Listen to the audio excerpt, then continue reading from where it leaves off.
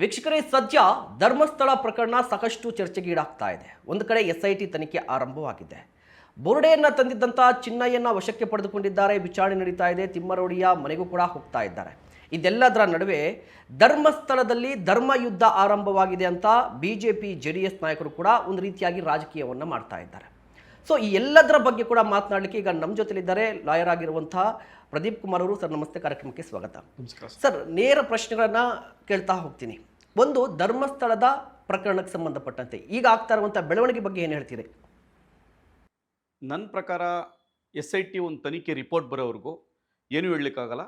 ನನ್ನ ಪ್ರಕಾರ SIT ಒಂದು ನ್ಯಾಯಬದ್ಧವಾದ ತನಿಖೆಯನ್ನು ಮಾಡ್ತಾ ಇದೆ ನನಗನ್ನಿಸ್ತದೆ. ಬಟ್ ಧರ್ಮಸ್ಥಳದ ಪ್ರಕರಣದಲ್ಲಿ SIT ಒನ್ ಸೈಡ್ ಆಗಿದೆ ಅಂತ ಆರೋಪ ಕೂಡ ಕೇಳಿ ಬರ್ತಾ ಇದೆ.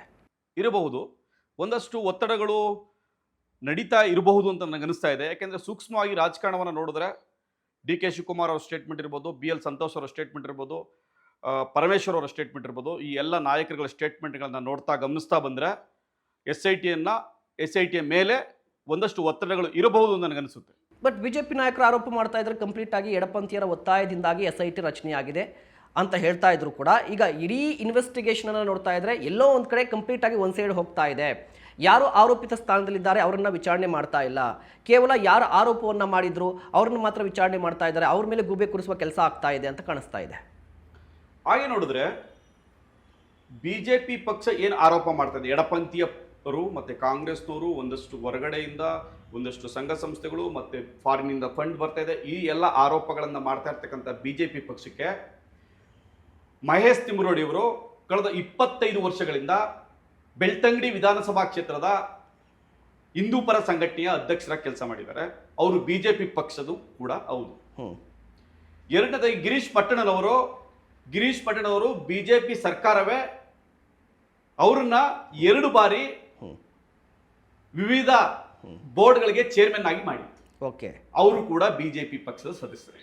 ಓಕೆ, ಇನ್ನೊಬ್ರು ಸೌಮ್ಯ ಅನ್ನೋ ಒಂದು ಹುಡುಗಿ ಹೋರಾಟ ಮಾಡ್ತಾ ಇದ್ದಾರೆ. ಅವರು ಕೂಡ BJP ಪಕ್ಷದ ಪ್ರಾಥಮಿಕ ಸದಸ್ಯರನ್ನು ಹೊಂದಿರತಕ್ಕಂಥವ್ರೆ. ಇವಾಗಲೂ ಕೂಡ BJP ಪರವಾಗಿರ್ತಕ್ಕಂಥವ್ರೆ. ಈ ಎಲ್ಲ ಇವ್ರನ್ನ ಇಟ್ಕೊಂಡು ಕೂಡ ನೀವು ಹೇಗೆ ಕಮ್ಯುನಿಸ್ಟ್ ಪಕ್ಷದ ಬಗ್ಗೆ ಯಾರು ಆಪಾದನೆ ಮಾಡ್ತೀರಾ? ಆಯ್ತು, ಕಮ್ಯುನಿಸ್ಟ್ ಪಕ್ಷನೇ ಇಟ್ಕೊಳ್ಳೋಣ. BJP ಪಕ್ಷ ಹುಟ್ಟಿದ್ದೆ ಅವಾಗ 1979. ಈ ದೇವಸ್ಥಾನಕ್ಕೆ ಇತಿಹಾಸ ಇರೋದು ಎಷ್ಟು ವರ್ಷ? 700 ರಿಂದ 800 ವರ್ಷಗಳ ಇತಿಹಾಸ ಇದೆ.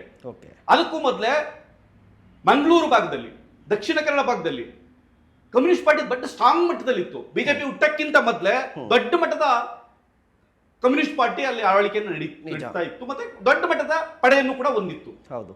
ಆದಾಗ್ಯೂ ಧರ್ಮಸ್ಥಳಕ್ಕೆ ಯಾವ ಆತಂಕವೂ ಆಗಿಲ್ಲ. ಧರ್ಮಸ್ಥಳದ ಅಲ್ಲದೆ ಅಲ್ಲಿ ಕೊಲ್ಲೂರು ಮೂಕಾಂಬಿಕೆ ಇದೆ, ಅನ್ನಪೂರ್ಣೇಶ್ವರಿ ಇದೆ, ಕುಕ್ಕೆ ಸುಬ್ರಹ್ಮಣ್ಯ ಇದೆ, ಹೆಸರಾಂತ ದೇವಸ್ಥಾನಗಳಿದಾವೆ. ಯಾವ ದೇವಸ್ಥಾನ ಇರ್ತಕ್ಕಂಥ ಆಪಾದನೆ ಇದೊಂದು ದೇವಸ್ಥಾನಕ್ಕೆ ಯಾಕೆ ಬರುತ್ತೆ? ಇಲ್ಲಿ ದೇವಸ್ಥಾನವನ್ನ BJP ಪಕ್ಷದ ನಾಯಕರು ಹೇಳ್ತಾ ಇದ್ದಾರೆ. ದೇವಸ್ಥಾನಕ್ಕೂ ಈ ನಡೆದಿರ್ತಕ್ಕಂಥ ಕ್ರೈಮ್ಗೂ ಯಾವುದೇ ಸಂಬಂಧ ಇಲ್ಲ. ಇದನ್ನ ಮತ್ತೆ ಏನು ಧರ್ಮ ಕಾಪಾಡ್ತೀವಿ, ದೇವ್ರು ಕಾಪಾಡ್ತೀವಿ ಅಂತ ಹೇಳ್ಕೊಂಡು BJPಯವರು ಜನರನ್ನ ಮಿಸ್ಲೀಡ್ ಮಾಡ್ತಿದ್ದಾರೆ. ಅದೇ ಹಿಂದೂ ಧರ್ಮಕ್ಕೆ ಸೇರಿದ ಒಬ್ಬ ಸೌಜನ್ಯ ಪರ ಹೋರಾಟ ಮಾಡುವ ಒಂದು ಧೈರ್ಯವನ್ನ BJP ಪಕ್ಷ ಈ ಕ್ಷಣದವರೆಗೂ ಮಾಡಿ. ಹಾಗಾದ್ರೆ BJP ನಾಯಕರಿಗೆ ಯಾತ್ರೆಯನ್ನ ಮಾಡ್ತಾ ಇದ್ದಾರೆ, ಬಟ್ ಸೌಜನ್ಯ ಪ್ರಕರಣದಲ್ಲಿ ಧ್ವನಿ ಎತ್ತಲಿಲ್ಲ. ಅವ್ರದೇ ಸರ್ಕಾರ ಇದ್ರು. ಮಾಡ್ಲಿ, ನಾವ್ ಯಾರು ಕೂಡ ಧರ್ಮಸ್ಥಳಕ್ಕೆ ಹೋಗ್ಬೇಡಿ, ದೇವಸ್ಥಾನಕ್ಕೆ ಹೋಗ್ಬೇಡಿ, ಸಪೋರ್ಟ್ ಮಾಡಬೇಡಿ ಅಂತ ಹೇಳಿಲ್ಲ. ಆದ್ರೆ ಪ್ರಶ್ನೆ ಇರ್ತಕ್ಕಂಥದ್ದು, ಒಬ್ಬ ಹಿಂದೂ ಧರ್ಮಕ್ಕೆ ಸೇರಿದ ಒಬ್ಬ ಸೌಜನ್ಯಾಳನ್ನ ಬ್ರೂಟಲ್ ಮರ್ಡರ್ ಮಾಡಿದ್ರಲ್ಲ, ಅವರ ಬಗ್ಗೆ ನೀವು ಏನ್ ಹೋರಾಟ ಮಾಡಿದಿರಿ ಅಂತ ನನ್ನ ಪ್ರಶ್ನೆ. ಇದೇ ಮರ್ಡರ್ ಬೇರೆ ಯಾವ್ದಾದ್ರು ಸ್ಥಳದಲ್ಲಿ ಆಗಿದ್ರೆ ನಿಮ್ಮ ಉತ್ತರ ಏನಾಗಿತ್ತು? ಉತ್ತರ ಹೇಳಿ ನೀವು. ಓಕೆ, ಮತ್ತೆ ನೀವು ಹೇಳ್ತಾ ಇದ್ರಿ ಈಗ ಮಹೇಶ್ ತಿಮ್ಮರೋಡಿ ಆಗಿರ್ಬೋದು, ಗಿರೀಶ್ ಮಟ್ಟಣ್ಣವ್ರು ಆಗಿರ್ಬೋದು, ಎಲ್ಲರೂ ಕೂಡ BJP ಅವರೇ ಅಂತ ಹೇಳ್ತಾ ಇದ್ದಾರೆ. ಇತ್ತೀಚೆಗಷ್ಟೇ ಕಾಂಗ್ರೆಸ್ ನಾಯಕರು ಒಂದು ಮಾತು ಹೇಳಿದರು, ಇಡೀ ಧರ್ಮಸ್ಥಳದ ವಿರುದ್ಧ ಷಡ್ಯಂತ್ರ ಮಾಡ್ತಿರೋದೇ BJP ಅಂತ. ಅದು ನನಗೆ ಗೊತ್ತಿಲ್ಲ, ಯಾವ ಕಾರಣಕ್ಕೆ ಆ ಸ್ಟೇಟ್ಮೆಂಟ್ ಮಾಡಿದ್ದಾರೆ ಅಂತ ನನಗೆ ಗೊತ್ತಿಲ್ಲ. ಆದ್ರೆ ಅಲ್ಲಿ ಕಲ್ಲಡ್ಕ ಪ್ರಭಾಕರ್ ಭಟ್ ರವರು ಮತ್ತು ಧರ್ಮಸ್ಥಳ ವೀರೇಂದ್ರ ಹೆಗ್ಗಡೆ ಅವರ ನಡುವೆ ದೊಡ್ಡ ಮಟ್ಟದ ಕಂದಕ ಇದೆ, ಡೌಟೇ ಬೇಡ. ಅಲ್ಲಿ RSSಗೂ ಮತ್ತೆ ಈ ಧರ್ಮಸ್ಥಳಕ್ಕೂ ಒಂದಷ್ಟು ಭಿನ್ನಾಭಿಪ್ರಾಯಗಳಿದಾವೆ. ಏನ್ ರೀಸನ್ ಇರಬೇಕು ಭಿನ್ನಾಭಿಪ್ರಾಯಕ್ಕೆ? ಕಾರಣ ಇಲ್ಲ. ಆ ಕ್ಲಾಶ್ ಯಾಕೆ ಆಗ್ತಾ ಇದೆ? ಕ್ಲಾಶ್ ಯಾಕೆ ಆಗ್ತಿದೆ ಅಂದ್ರೆ ಬಿಕಾಸ್ ಅವರು ಜೈನರು, ಅವರು ಪೂಜೆ ಪುರಸ್ಕಾರಗಳಲ್ಲಿ ನಂಬಿಕೆ ಇಲ್ಲ. ಹಾಗಾಗಿ ನಾವು RSS ಕಲ್ಲಡ್ಕ ಪ್ರಭಾಕರ್ ಅಂತವರು ಎಸ್ ನಾವು ಪೂಜೆ ಮಾಡಬೇಕು ಅನ್ನೋದು ಇರಬೇಕು, ಇರಬಹುದು. ಹಿಂದೂ ದೇವಾಲಯ ಹಿಂದೂಗಳ ಕೈಯಲ್ಲಿ ಇರಬೇಕು ಅನ್ನೋ ಇದೇ ಅಜೆಂಡಾದಿಂದ ಬಿಜೆಪಿ ಮತ್ತೆ ಜೆಡಿಎಸ್ ಬಿಜೆಪಿ ಮತ್ತು RSS ಕೂಡ ಈ ರೀತಿಯ ಷಡ್ಯಂತ್ರವನ್ನು ನಡೆಸ್ತಾ ಇದೆ ಅಂತ ಈ ಹಿಂದೆ ಒಂದು ಹಿಂದುತ್ವವಾದಿಗಳಲ್ಲೇ ಎರಡು ವಿಧ ಇದೆ. ಹಿಂದುತ್ವವಾದಿಗಳು ಏನ್ ಹೇಳ್ತಾ ಇದ್ರೆ ಅವರಲ್ಲೇ ಎರಡು ಭಾಗ ಆಗಿರೋದ್ರಿಂದ ಆ ಸಮಸ್ಯೆ ಉದ್ಭವ ಆಗಿರ್ಬೋದು. ಕಲ್ಲಡ್ಕ ಪ್ರಭಾ ಬಟ್ ಇವತ್ತವರೆಗೂ ಮಾತಾಡ್ತಾ ಇಲ್ಲ. ಯಾಕೆ ಮಾತಾಡ್ತಾ ಇಲ್ಲ ಕಲ್ಲಡ್ಕ ಪ್ರಭಾ ಭಟ್? ಕಾರಣ ಏನು ನೋಡಿ, ಈ ಪ್ರಕರಣವನ್ನ BL ಸಂತೋಷ್ ಅವರು ಬಂದು ಮಾತಾಡೋವರೆಗೂ ಯಾರು ಕೂಡ ರಾಜ್ಯದ ಬಿಜೆಪಿ ನಾಯಕರು ಮಾತಾಡಿರ್ಲಿಲ್ಲ, ಮಾತಾಡ್ತಾನೂ ಇರ್ಲಿಲ್ಲ. BL ಸಂತೋಷ್ ಅವರು ಬಂದ ಮೇಲೆ ಮಾತಾಡಕ್ ಶುರುವಾಗಿದ್ದು.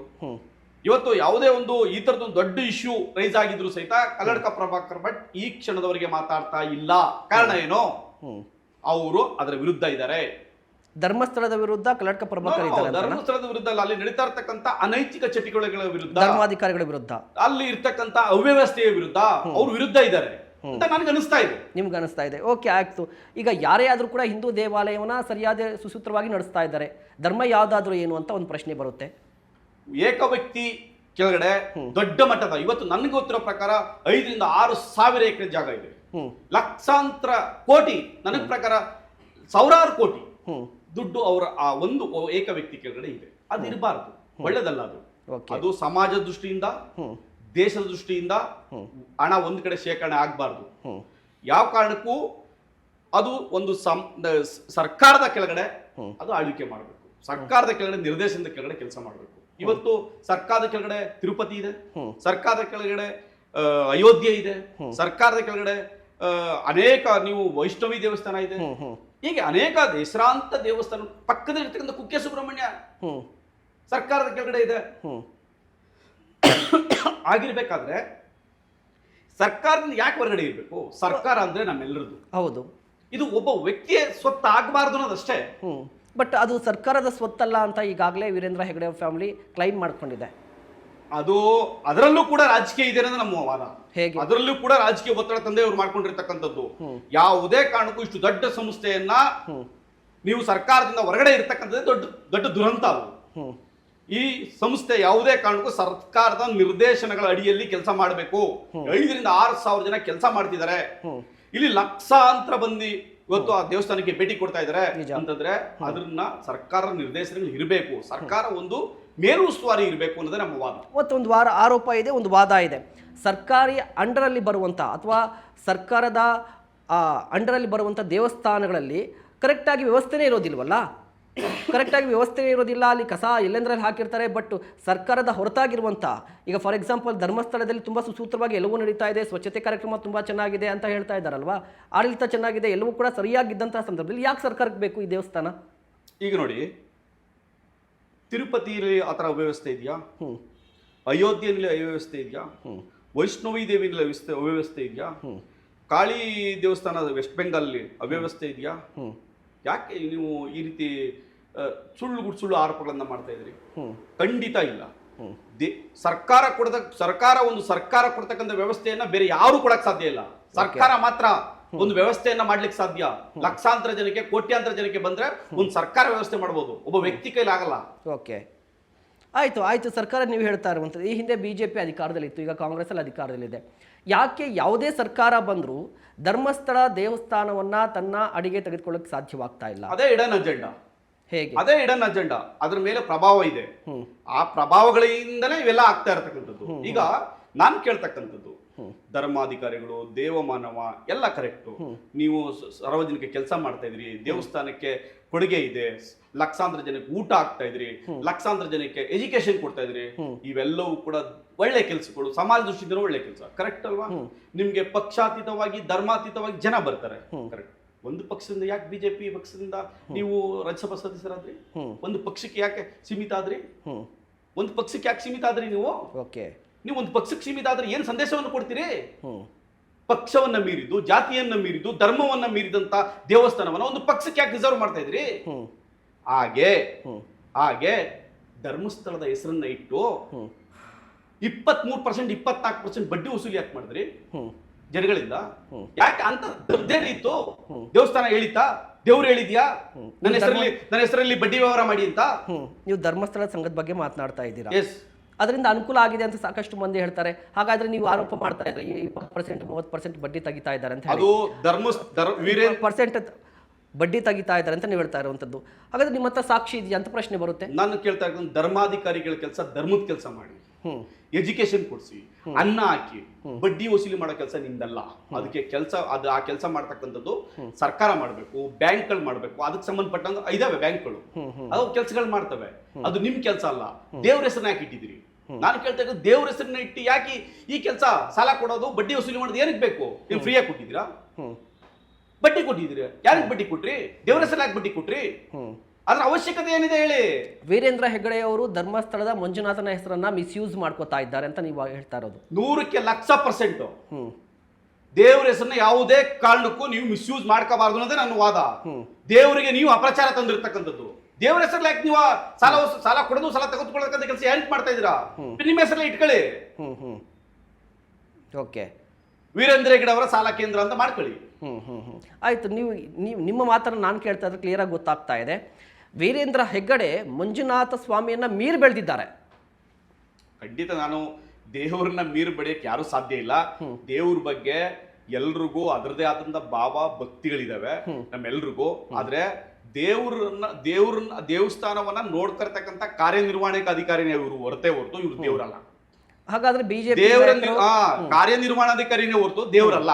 ಓಕೆ, ನಾವು ದೇವಸ್ಥಾನ ನಂಬಿದೀವಿ, ದೇವ್ರನ್ನ ನಂಬಿದೀವಿ, ನಮ್ಗೆ ಅದ್ರ ಮೇಲೆ ನಂಬಿಕೆ ಇದೆ. ನಾನು ಸ್ವತಃ ನನ್ನ ಮಗನನ್ನ ನನ್ನ ಮಗಳನ್ನ ಇಬ್ರು ಕರ್ಕೊಂಡೋಗಿ ಅಲ್ಲೇ ಮುಡಿ ಕೊಟ್ಟಿದ್ದೀನಿ. ನಮ್ಗೆ ಆ ದೇವಸ್ಥಾನದ ಬಗ್ಗೆ ಭಕ್ತಿ ಇದೆ, ದೇವ್ರ ಬಗ್ಗೆನೂ ಭಕ್ತಿ ಇದೆ. ಬೇರೆ ವ್ಯಕ್ತಿ ಮೇಲಲ್ಲ, ವ್ಯಕ್ತಿನ ದೇವ್ರನ್ನ ಸಾಧ್ಯನೇ ಇಲ್ಲ. ಪ್ರದೀಪ್ ಕುಮಾರ್ ಅವ್ರಿಗೆ ಏನ್ ಸಿಟ್ಟಿರೋದು ಧರ್ಮಸ್ಥಳದ ಮೇಲೆ? ಧರ್ಮಸ್ಥಳ ವಿರುದ್ಧನಾ ವೀರೇಂದ್ರ ಹೆಗ್ಗಡೆ ಅವರ ಫ್ಯಾಮಿಲಿ ವಿರುದ್ಧನಾ? ಧರ್ಮಸ್ಥಳದಲ್ಲಿ ಆಗಿರ್ತಕ್ಕಂಥ ಕ್ರೈಮ್ಗಳ ವಿರುದ್ಧ ನಾವು, ಧರ್ಮಸ್ಥಳದಲ್ಲಿ ಆಗಿರ್ತಕ್ಕಂಥ ಅನ್ಯಾಯಗಳ ವಿರುದ್ಧ, ಸ್ಥಳದಲ್ಲಿ ಒಕ್ಕಲೆಬ್ಬಿಸಿದಾರಲ್ಲ, ಒಂದಷ್ಟು ಲ್ಯಾಂಡ್ ಗ್ರಾಬಿಂಗ್ ಆಗಿದೆಯಲ್ಲ, ಅದ್ರ ವಿರುದ್ಧ ನಾವು ಒಂದೇ ವಾದ. ಯಾವ ಸೌಜನ್ಯ ಹೋರಾಟವನ್ನ ಮಾಡ್ತಾ ಇದ್ರು ಅವರ ಪರವಾಗಿದ್ದೀವಿ. ನಾವೇನು ಹೋರಾಟ ಮಾಡ್ತಾ ಇರ್ಲಿಲ್ಲ. ಹೋರಾಟವನ್ನು ಯಾರೋ ಪ್ರಾರಂಭ ಮಾಡಿದ್ರು. ನಾವು ಆ ಜಡ್ಜ್ಮೆಂಟ್ ಬಂದಾಗ, ಜಡ್ಜ್ಮೆಂಟ್ ನೋಡಿದಾಗ, ಜಡ್ಜ್ಮೆಂಟ್ ನ ಓದಿದಾಗ ನಮ್ಗೆ ಅನ್ಸಿದ್ದದು, ಎಸ್, ಈ ಜಡ್ಜ್ಮೆಂಟ್ ನ ಓದಿದಾಗ ಇಷ್ಟೊಂದು ಒಂದು ತನಿಖೆಯನ್ನ ಈ ರೀತಿ ಯಾರು ಮಿಸ್ಲೀಡ್ ಮಾಡ್ತಾರೆ? ಅದು ಪ್ರಭಾವ ಯಾರಾದ್ರೂ ಇರ್ಲೇಬೇಕಲ್ಲ. ಯಾರು ಪ್ರಭಾವ? ಅದು ಯಾವ ಕಾರಣಕ್ಕೋಸ್ಕರ ಇಷ್ಟೊಂದು ಪ್ರಭಾವವನ್ನ ಬೀರಿ ಈ ತರದೊಂದು ಇನ್ವೆಸ್ಟಿಗೇಷನ್ ಆಯ್ತು ಗೊತ್ತಾಗ್ಲಿ. ಅದಕ್ಕೋಸ್ಕರ ಬುರುಡೆ ಕೇಸ್ ಬಿಟ್ಬಿಡಿ ಸ್ವಾಮಿ. ಓಕೆ, ಬುರುಡೆ ಕೇಸನ್ನು ಬಿಟ್ಟು ಬರೀ ಸೌಜನ್ಯ ಪ್ರಕರಣವನ್ನು ಮಾತ್ರ ಮಾತಾಡೋಣ. ಈಗ ತೀರ್ಪಲ್ಲಿ ನೀವು ಹೇಳ್ತಾ ಇರೋ ತೀರ್ಪು ನೀವು ಓದಿದ್ರಾ? ಎಕ್ಸಾಕ್ಟ್ ಆಗಿ ಏನಿದೆ ತೀರ್ಪಲ್ಲಿ? ಎಲ್ಲಿ ಲೋಪ ಆಗಿದೆ, ಎಲ್ಲಿ ಅನ್ಯಾಯ ಆಯಿತು ಸೌಜನ್ಯಗೆ? ಅವರು ಜಡ್ಜ್ಮೆಂಟ್ ಅಲ್ಲಿ ತುಂಬಾ ಅಬ್ಸರ್ವೇಷನ್ ಮಾಡಿದ್ದಾರೆ. ಒಂದು, ಮೆಡಿಕಲ್ ಎಕ್ಸಾಮಿನೇಷನ್ ಸರಿಯಾಗಿ ಆಗಿಲ್ಲ, ನಂಬರ್ 1. ಮತ್ತೆ ಯಾವ ಸ್ಥಳವನ್ನ ನಾವು ಒಂದು ಸೀನ್ ಆಫ್ ಅಕರೆನ್ಸ್ ಅಂತ ಹೇಳ್ತೀವಿ, ಆ ಸೀನನ್ನ ಸರಿಯಾದ ರೀತಿ ಸೆಕ್ಯೂರ್ ಮಾಡಿಲ್ಲ. ಮತ್ತೆ ಸರಿಯಾದ ರೀತಿ ಕಲೆಕ್ಷನ್ ಆಫ್ ಡಾಕ್ಯುಮೆಂಟ್ಸ್ ಮಾಡಿಲ್ಲ. CBI ಅಧಿಕಾರಿಗಳು ಮತ್ತೆ ಇನ್ವೆಸ್ಟಿಗೇಷನ್ ಆಫೀಸರ್ಸ್ಗಳು ಮತ್ತೆ ಡಾಕ್ಟರ್ಸ್ಗಳು ಪ್ರೊಸೀಜರ್ಸ್ ಲ್ಯಾಬ್ಸ್ ಮಾಡಿದ್ರು. ಮತ್ತೆ ಅಲ್ಲಿ ಯಾರನ್ನ ಸೌಜನ್ಯ ಅವರ ತಾಯಿ ಐಡೆಂಟಿಫೈ ಮಾಡಿದ್ರು ಅಕ್ಯೂಸ್ಡ್ ಅಂತ, ಅವ್ರನ್ನ ಕರೆದು ಎನ್ಕ್ವೈರಿ ಮಾಡಿಲ್ಲ. ಮತ್ತೆ ಯಾರು ಅವಳು ಮಿಸ್ಸಿಂಗ್ ಆಗಿ ಕಿಡ್ನಾಪ್ ಆದ ಪ್ಲೇಸ್ ಅಲ್ಲಿ ನಾನು ನೋಡ್ದೆ ಅಂತ ಒಬ್ರು ಲೇಡಿ ಹೇಳ್ತಾರೆ, ಅವ್ರನ್ನ ನೀವು ವಿಟ್ನೆಸ್ ಆಗಿ ಮಾಡಿಲ್ಲ.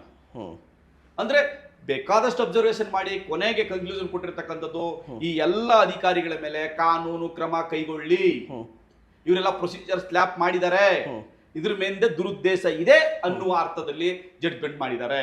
ಹಾಗಾಗಿ ನಾನು ಹೇಳ್ತಾ ಇರ್ತಕ್ಕಂಥದ್ದು, ಇದರಿಂದ ದೊಡ್ಡ ಷಡ್ಯಂತ್ರ ಇದೆ. ಈ ತೀರ್ಪು ಬರುವಲ್ಲಿ, ಈ ತೀರ್ಪು ಬಂದ ಮೇಲೆ ನಮ್ಗೆ ಆ ಸತ್ಯ ಗೊತ್ತಾಗಿದೆ. ಹಾಗಾಗಿ ಇದು ಮರು ತನಿಖೆ ಆಗ್ಬೇಕು, ಮರು ಇನ್ವೆಸ್ಟಿಗೇಷನ್ ಆಗ್ಬೇಕು, ತಪ್ಪಿತಸ್ಥರು ಯಾರಿದಾರೋ ಅವ್ರಿಗೆ ಶಿಕ್ಷೆ ಆಗಬೇಕು. ಎಸ್ ಮಾತನಾಡ್ತಾ ಇದ್ವಿ. ಸೌಜನ್ಯ ಪ್ರಕರಣಕ್ಕೆ ಸಂಬಂಧಪಟ್ಟಂತೆ ತೀರ್ಪಿನಲ್ಲಿ ಸ್ಪಷ್ಟವಾಗಿದೆ, ವೈದ್ಯಾಧಿಕಾರಿಗಳು, ಅಧಿಕಾರಿಗಳು ಮತ್ತು ಪೊಲೀಸರು ಎಡವಟ್ಟನ್ನ ಮಾಡಿದ್ದಾರೆ, ಲೋಪವನ್ನೇ ಎಸಗಿದ್ದಾರೆ, ಪ್ರಭಾವಕ್ಕೆ ಒಳಗಾಗಿದ್ದಾರೆ ಅಂತ ಹೇಳಿ. ಸೊ ಆ ಪ್ರಭಾವವನ್ನು ಬೀರಿದಂಥ ದುಷ್ಟ ಯಾರು, ಆ ದುಷ್ಟಶಕ್ತಿ ಯಾರು ಸರ್ ಹೇಳ್ತಾ ಇದ್ರಿ. ನೀವು ಹೇಳಿದ್ದು ಕ್ಲಿಯರ್ ಆಗಿತ್ತು. ಹೌದು, ತೀರ್ಪಲ್ಲಿ ಉಲ್ಲೇಖ ಆಗಿದೆ, ಒಂದಿಷ್ಟು ಲೋಪಗಳಾಗಿದೆ, ಇವರು ಎಡವಿದ್ದಾರೆ ಸಾಕ್ಷಿಗಳನ್ನು ಸಂಗ್ರಹಿಸುವುದಕ್ಕೆ ಅಂತ. ಒಂದು ಪ್ರಭಾವ ಇದೆ ಅಂತ ಗೊತ್ತಾಗ್ತಾ ಇದೆ. ಹಾಗಾದರೆ ಯಾರ ಪ್ರಭಾವ ಇರಬಹುದು ಅಂತ ಅಂದರೆ, ನೀವು ಪ್ರಭಾವ ಅಂತ ಹೇಳಿದ್ರೆ ಸೌಜನ್ಯ ಅವರ ತಾಯಿ ಹೇಳಿದಂಥ ಆ 4 ಇದರಲ್ಲಿ ಪ್ರಭಾವ ಬೀರಿರಬಹುದಾ? ಅಲ್ಲ, ಪ್ರಭಾವ ಏನ್ ಬೀರಿದರೆ, ಯಾಕೆ ಬೀರಿದರೆ, ಯಾವ ಮಟ್ಟಕ್ಕಾಗಿದೆ ಅನ್ನೋದ್ರ ಬಗ್ಗೆ ತನಿಖೆ ಆದಾಗ್ಲೇ ಗೊತ್ತಾಗಿರ್ತಕ್ಕಂಥದ್ದು. ತನಿಖೆ ಆಗ್ಬೇಕಾದ್ರೆ ಅವ್ರನ್ನ ಕರೆದು ಇನ್ವೆಸ್ಟಿಗೇಷನ್ ಮಾಡ್ಲಿಲ್ಲ. ಈ ಕ್ಷಣದವರೆಗೆ ನಮ್ಮ ಮಾಧ್ಯಮಗಳು, ಯಾವ ಮಾಧ್ಯಮಗಳು ಮೈನ್ ಸ್ಟ್ರೀಮ್ ಮಾಧ್ಯಮಗಳು ಮಾತಾಡ್ತಾ ಇದ್ದಾವೆ. ಇವತ್ತು ಒಬ್ಬ ಸುಜಾತ ಭಟ್ ಹತ್ರ ಹೋಗ್ತಾರೆ, 10 ಸರಿ ಮೈಕ್ ಹಿಡಿತಾರೆ. ಸೌಜನ್ಯ ಅವ್ರ ತಾಯಿ ಹತ್ರ ಹೋಗ್ತಾರೆ, 100 ಬಾರಿ ಮೈಕ್ ಹಿಡಿತಾರೆ. ಇವತ್ತು ಮಹೇಶ್ ತಿಮ್ಮರೋಡಿ ಹತ್ರ ಹೋಗ್ತಾರೆ, 100 ಬಾರಿ ಮೈಕ್ ಹಿಡಿತಾರೆ. ಜಯಂತ್ ಹತ್ರ ಹೋಗ್ತಾರೆ, 100 ಬಾರಿ ಮೈಕ್ ಹಿಡಿತಾರೆ. ಆ ಆರೋಪಿಗಳ ಅಂತ ಯಾರನ್ನ ಸೂಚಿಸಿದ್ರೆ ಅವ್ರ ಹತ್ರ ಮೈಕ್ ಹಿಡಿಯಕ್ ಆಗ್ಲಿವಲ್ಲ ಅವ್ರ ಕೈಗೆ. ಅವ್ರು ಮೈಕ್ ಹಿಡೀರಿ, ನೀವು ಮೈಕ್ ಹಿಡಿದು ಪ್ರಶ್ನೆ ಮಾಡಿ ನೋಡೋಣ. ನೀವು ಅವ್ರ ಹತ್ರ ಏನ್ ಬರುತ್ತೆ ಉತ್ತರ ನೋಡೋಣ. ಆ ಜಡ್ಜ್ಮೆಂಟ್ ಅಲ್ಲಿ ಕೂಡ ಏನ್ 4 ಜನ ಆರೋಪಿತರು, 3-4 ಜನ ಆರೋಪಿತರನ್ನು ಐಡೆಂಟಿಫೈ ಮಾಡಿದ್ರು ಸೌಜನ್ಯ ಅವ್ರ ತಾಯಿ, ಆ ಹೆಸರು ಕೂಡ ಮೆನ್ಷನ್ ಆಗಿದೆ. ಆ ಹೆಸರು ನಿಮ್ಗೆ ಗೊತ್ತು? ಎಸ್, ಮತ್ತೆ ಹೇಳ್ಬಲ್ಲೆ, ಹೇಳಿ. ಹಾಗಾದ್ರೆ ಧೈರ್ಯವಾಗಿ ಹೇಳಿ, ಯಾವ ಹೆಸರನ್ನ ಉಲ್ಲೇಖ ಮಾಡಿದ್ರು? ಮತ್ತೆ ನೀವು ಕೂಡ ಸೋಷಿಯಲ್ ಮೀಡಿಯಾದಲ್ಲಿ ಇರ್ತೀರಾ, ಈಗ ಸೋಷಿಯಲ್ ಮೀಡಿಯಾ ತುಂಬಾ ಸ್ಟ್ರಾಂಗ್ ಆಗಿದೆ.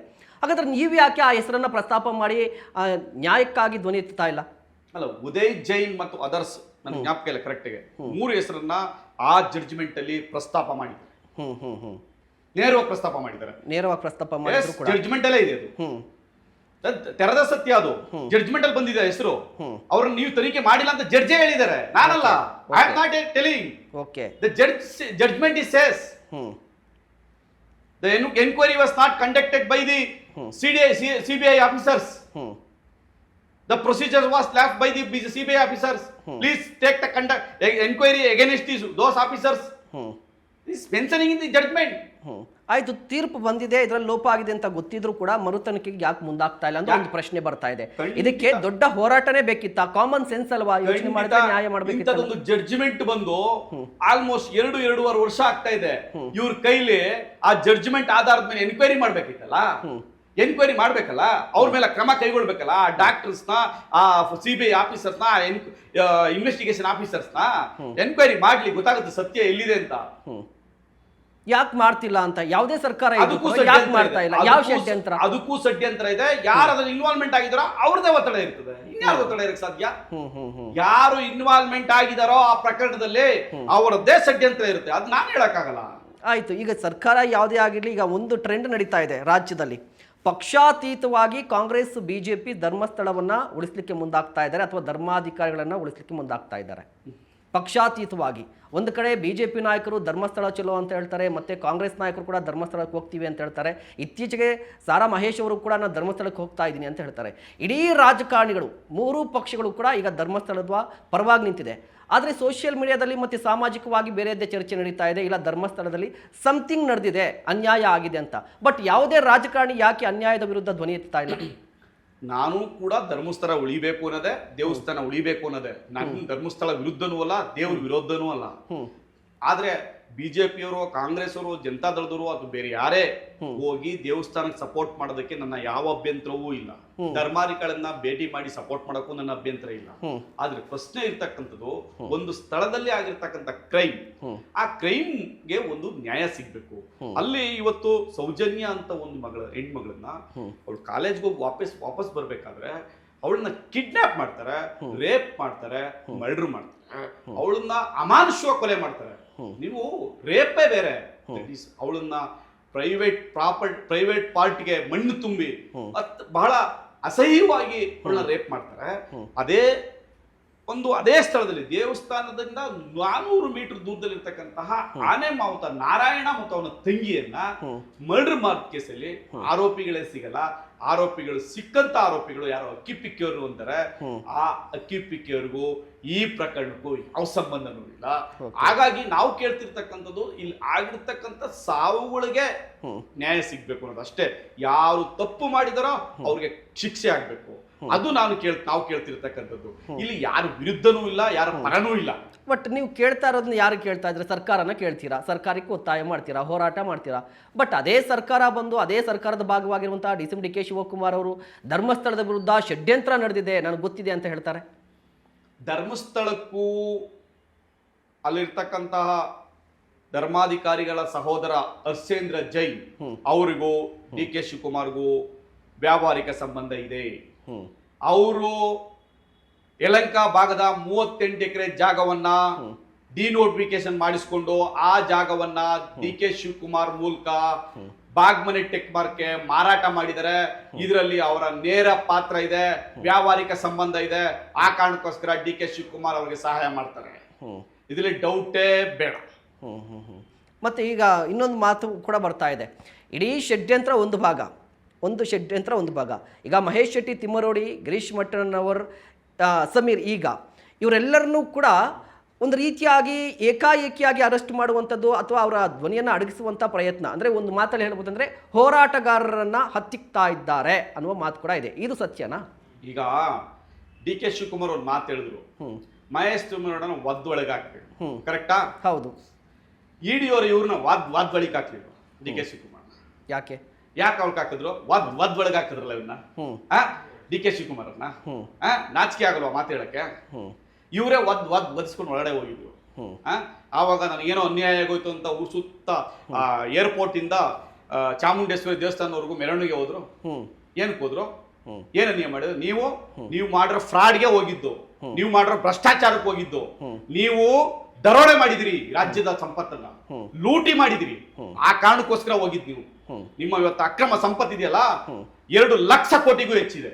ಒಬ್ಬ ವ್ಯಕ್ತಿ span of A time 2 lakh ಕೋಟಿಗೂ ಅಧಿಕ ಹಣವನ್ನ ಸಂಪಾದನೆ ಮಾಡಿದರೆ, ಅವರ ಸಂಪತ್ತು 2 ಲಕ್ಷ ಕೋಟಿಗೂ ಅಧಿಕ ಇದೆ. ಇವತ್ತು ದೇಶ ವಿದೇಶಗಳಲ್ಲಿದೆ. ನೀವು ದುಬೈಗೆ ಹೋಗಿ ನೋಡ್ಕೊಂಡು ಹೋದ್ರೆ, ಹೋಗ್ತಾ ಇದ್ರೆ ರಸ್ತೆನಲ್ಲಿ ಶೋಭಾ ಡೆವಲಪರ್ ಸೋಡಲ್ ನೂರಾರು ಬಿಲ್ಡಿಂಗ್ ಗಳಿದೆ. ಸಿಂಗಾಪುರ್ ಎಲ್ಲೆಲ್ಲಿದೆ ನಿಮ್ಮ ಆಸ್ತಿಗಳು?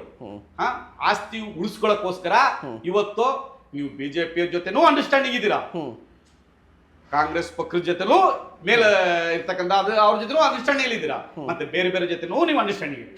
ಅದ್ರಲ್ಲಿ ಡೌಟೇ ಬೇಡ. ಓಕೆ, ಹಾಗಾದ್ರೆ ಡಿ ಕೆ ಶಿವಕುಮಾರ್ ಅವ್ರಿಗೆ ಏಕಾಏಕಿಯಾಗಿ ಬಿ ಎಲ್ ಸಂತೋಷ್ ಮೇಲೆ ಪ್ರೀತಿ ಆಗಿ ಬಂತು ಅನ್ಕೋತೀನಿ. ಪ್ರೀತಿ ಯಾಕೆ ಬಂದ್ರೆ ಇಡಿ ರೈಡ್ ಮಾಡ್ಬಿಡ್ತಾರೆ ಭಯ ಅವ್ರಿಗೆ ಮತ್ತೊಂದ್ಸರಿ. ಓಕೆ, ಇಡಿ ರೈಡ್ ಆಗ್ಬೋದು, ಇನ್ಕಮ್ ಟ್ಯಾಕ್ಸ್ ರೈಡ್ ಆಗ್ಬೋದು, ಸಿಬಿಐ ರೈಡ್ ಆಗ್ಬೋದು, ಬೇರೆ ಇದಾವೆ. ಅವೆಲ್ಲ ಉಳಿಸ್ಕೊಳ್ಳೋಕೋಸ್ಕರನೇ ಅವರು ನಮ್ಮ ಬಿ ಎಲ್ ಸಂತೋಷ್ ಅನ್ನೋ ಪದವನ್ನ ಉಪಯೋಗ ಮಾಡ್ತಾರೆ.